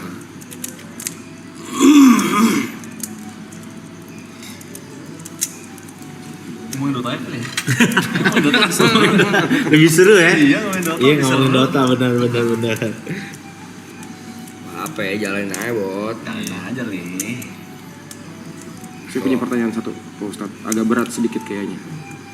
Karena saya belum pernah ngobrol sama Ustadz. Dan ini saya hanya bisa menanyakan ini sama Ustadz. Iya. Dajjal itu apa, Pak Ustadz? Dajjal itu dia adalah satu makhluk yang bakal turun nanti di akhir zaman. Oke. Ini kalau menurut story keyakinan orang Islam ya, itu yang digambarkan makhluk yang bermata satu. Oke. Terus di jidatnya ada tulisan kafaro, artinya tuh kafir, dia makhluk yang ingkar. Oke. Jadi dia menjanjikan surga padahal aslinya neraka, menjanjikan kesusahan padahal aslinya surga. itu apakah Dajjal itu bisa, soalnya aku pernah dengar ada yang bisa gini kayak apa ya, yang memberikan, dia ngasih semuanya apa yang kamu minta, tapi kamu tidak akan pernah mendapatkan kebahagiaan di dunia ini. Itu apa? Dan itu ya makanya itu dibilang bahwa ujian manusia di akhir zaman yang paling berat tuh dia tuh, Dajjal itu, karena dia menguasai dunia. Perekonomian dikuasain sama dia, kekuasaan dikuasai dia, semuanya yang nggak ikut dia nggak dapat makan. Oke. Pokoknya semuanya tuh. Dia tuh cuma keluar kalau nggak salah cuma 40 hari, tapi seakan-akan itu kekuasaannya itu cuma 40 tahun, dan yang ngebunuh dia adalah Nabi Isa. Oke. Kalau versinya Islam nih ya, kan Nabi Isa nanti kan turun lagi. Turun lagi Nabi Isa buat ngebunuh Dajjal. Itu yang terturun. Iya. Berarti Dajjal itu tidak ada sekarang? Ada. Lagi dikunci karena ada satu riwayat sahabat Nabi namanya Tamim Ad-Dari itu pernah ketemu di satu pulau. Siapa Pak Ustadz, maaf? Tamim Ad-Dari namanya. Tamim Ad-Dari sahabat itu. Pernah ngelihat Dajjal di satu pulau ketika dia sedang berlayar lagi berdakwah pergi, terus dia ngasih dan sesuai dengan ciri-ciri Nabi ceritain, lagi dirantai, matanya satu kayak gitu segala macam. Tapi dia nggak tahu tempat itu di mana ketika dia ceritain. Ya kalau orang dulu kan nggak punya kompas, ya berlayar aja gitu kan artinya kan. Ya pokoknya nggak tahu nih di mana ini posisinya, ini pulau apa segala macam. Nggak bisa balik ke sana lagi. Ketika dia balik ke Mekah ceritain sama Nabi bilang iya. Itu ada namanya sahabat Tamim Ad-Dari, ceritain kayak gitu Dajjal itu. Dan dia tuh dia pokoknya menjanjikan bahwa siapa nggak ikut gua hidupnya bakal susah, dan itu ujiannya sebenarnya. Oke. Apakah itu bisa terjadi pada manusia zaman sekarang? Kalau misalnya dia akan mendapatkan apa yang mereka minta, tapi tidak akan pernah mendapatkan kebahagiaan. Tapi alur ceritanya itu nanti ketika zaman nih udah nggak ada listrik. Itu nanti udah nggak ada apa, ya. Jadi tidak terjadi sekarang. Belum terjadi sekarang, tapi kayak pengikut-pengikutnya itu udah mulai ada lah yang meyakini gitu. Dia kayak udah punya agent gitu lah, yang buat jadi pengikutnya dia. Bentuknya nggak kayak gitu kali saat sekarang ya. Maksudnya Dajjal tuh bentuknya ada yang menganalogikan seperti itu. Tapi kalau versinya sahabat Nabi, dia beneran ngelihat makhluknya. Versinya sahabat Nabi ya, dia bener-bener ngelihat si Tamim Ad-Dari itu, ngelihat Dajjal itu. Ya kayak dia mungkin berubah bentuk biar, karena mungkin kan beritanya di berita-berita sahabat Nabi kan bentuknya seperti ini. Iya benar. Mungkin dia sekarang mengelabuinya nih dengan bentuk benar, yang lain bisa nih. jadi dengan menjadi simbol. Dia sampai pernah bikin satu atraksi itu nanti digambarinnya tuh di satu tempat perbatasan kota Madinah, karena dia nggak bisa datang di dua tempat suci. Di Mekah Madinah nggak bisa masuk dia. Satu tempat itu. Nah dia bikin satu ini, ada anak muda dipanggil sama dia, dibelah tubuhnya jadi dua. Terus habis itu dihidupin lagi sama dia. Tuh kan, saya bisa mematikan kamu dan saya bisa ngidupin kamu. Percaya nggak kamu sekarang saya Tuhan? Karena sifatnya Tuhan bisa menghidupkan dan mematikan kan. Orang itu malah keyakinan bertambah. Justru saya malah yakin kalau kamu Dajjal, katanya gitu. Karena ini yang diceritakan tentang kabar kamu bahwa kamu bisa melakukan itu. Iya, bisa melakukan ini sebenarnya ujian aja kayak gitu. Tergantung gimana kita menyikapinya tuh. Benar. Bentuknya gimana, apa yang gimana. Berarti bercanda-bercanda Dajjal lo ya, Dajjal tuh itu benernya tuh ya. Iya. Tapi kata Nabi SAW ada yang lebih mengerikan lagi dari Dajjal fitnahnya. Apa tuh? An-Nisa, perempuan. Wah, banyak yang nggak paham konteksnya. Karena konteksnya kalau Dajjal itu udah jelas bentuknya. Kalau perempuan itu kadang masuknya halus dia. Bisa bikin kehidupan, kadang-kadang laki-laki itu bisa hancur. Oh, godaan perempuan. Fitnahnya. Fitnah. Oh. Kayak gimana bentuknya fitnah maksudnya? Ya, dia bentuknya tuh kayak termasuk salah satu itu kita mencintai perempuan itu secara berlebihan gitu. Dan si perempuan ini bukannya dia menyadari bahwa ini dia menjadi fitnah, enggak, dia pun nggak tahu kalau dia itu fitnah buat laki-laki itu. Dia tanpa sadar ya. Iya, berapa banyak kan orang, misalkan orang lagi karirnya lagi naik gitu-gitu, tiba-tiba kok deket sama perempuan ini kok kayaknya apes mulu gitu ya. Ya kan, ada aja tuh kayak gitu kan. Kok apes mulu, kok kayaknya auranya nggak enak aja gitu. Nah itu yang dinamakan fitnah gitu. Begitu juga laki-laki juga bisa menjadi fitnah juga buat perempuan. Ada juga laki-laki juga yang menjadi fitnah buat perempuan ya begitu. Laki-laki yang membawa efek keburukan kepada kehidupan si wanita. Tidak dilakukannya wanita aja tapi pria juga bisa. Iya, nggak cuma perempuan doang, laki-laki juga bisa. Gitu. Masa El Dajjal? Dajjal. Masa dia ngomong jujur, Dajjal baca live chat kena mental. Gitu. Dajjal pasti centang biru cuk-cuknya. Masa di LL-in kena mental? Sederhana. Apa lupa Dajjal tidak bisa apa satu-satunya yang Dajjal tidak bisa yang kita pasti ngeh gitu loh. Apa ya lupa gue. Yang nggak bisa dia lakuin. Nguing? Nguwi. Pos 5 lagi. Apa ya? Dia nggak bisa masuk Mekah Madinah itu yang Oh pasti. iya, nggak bisa Nggak bisa masuk iya, kota nggak itu. bisa Mekah Madinah. Iya, iya. Punten, Oke. teman-teman, ini udah jam 4, udah mau lewat 10. Bisa sebentar lagi imsak, belum sholat juga, Ustadz apa segala. Jadi kita akhiri session sama Pak Ustadz Jojo ya. Karena kan waktu ya, karena kan kita mah pengen ngobrol. Benar. Ya udah kita matiin live, habis itu kita nggak bisa. Tapi Pak Ustadz, Bang Beca atasnya kosong tidur sini aja. ada keluarga, iya. Nanya atau Dajjalnya. Dajjal mungkin ini nih. Makasih Pak Ustadz, udah kasih Iya, kita. sama-sama. Ya, terima kasih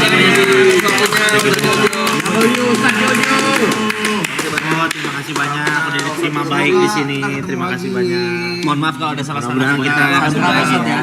Terima kasih banyak Pak Ustaz. sama tim belakang. Iya. Panda yang gini-gini panda ya. ketemu lagi.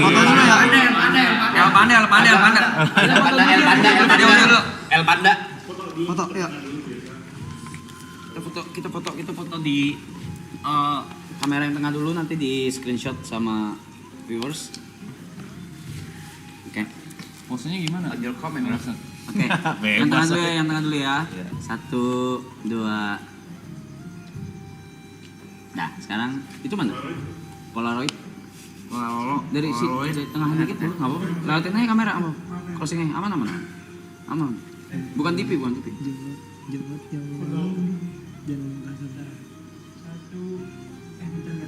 Wah. Ya udah, miring.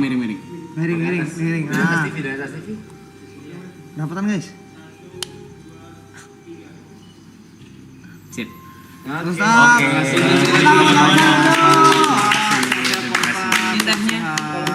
Sampai ketemu lagi. Oh. Sampai ketemu lagi ya. W Ustaz Jojo itu chat guys. Let's go. W Ustadz Jojo.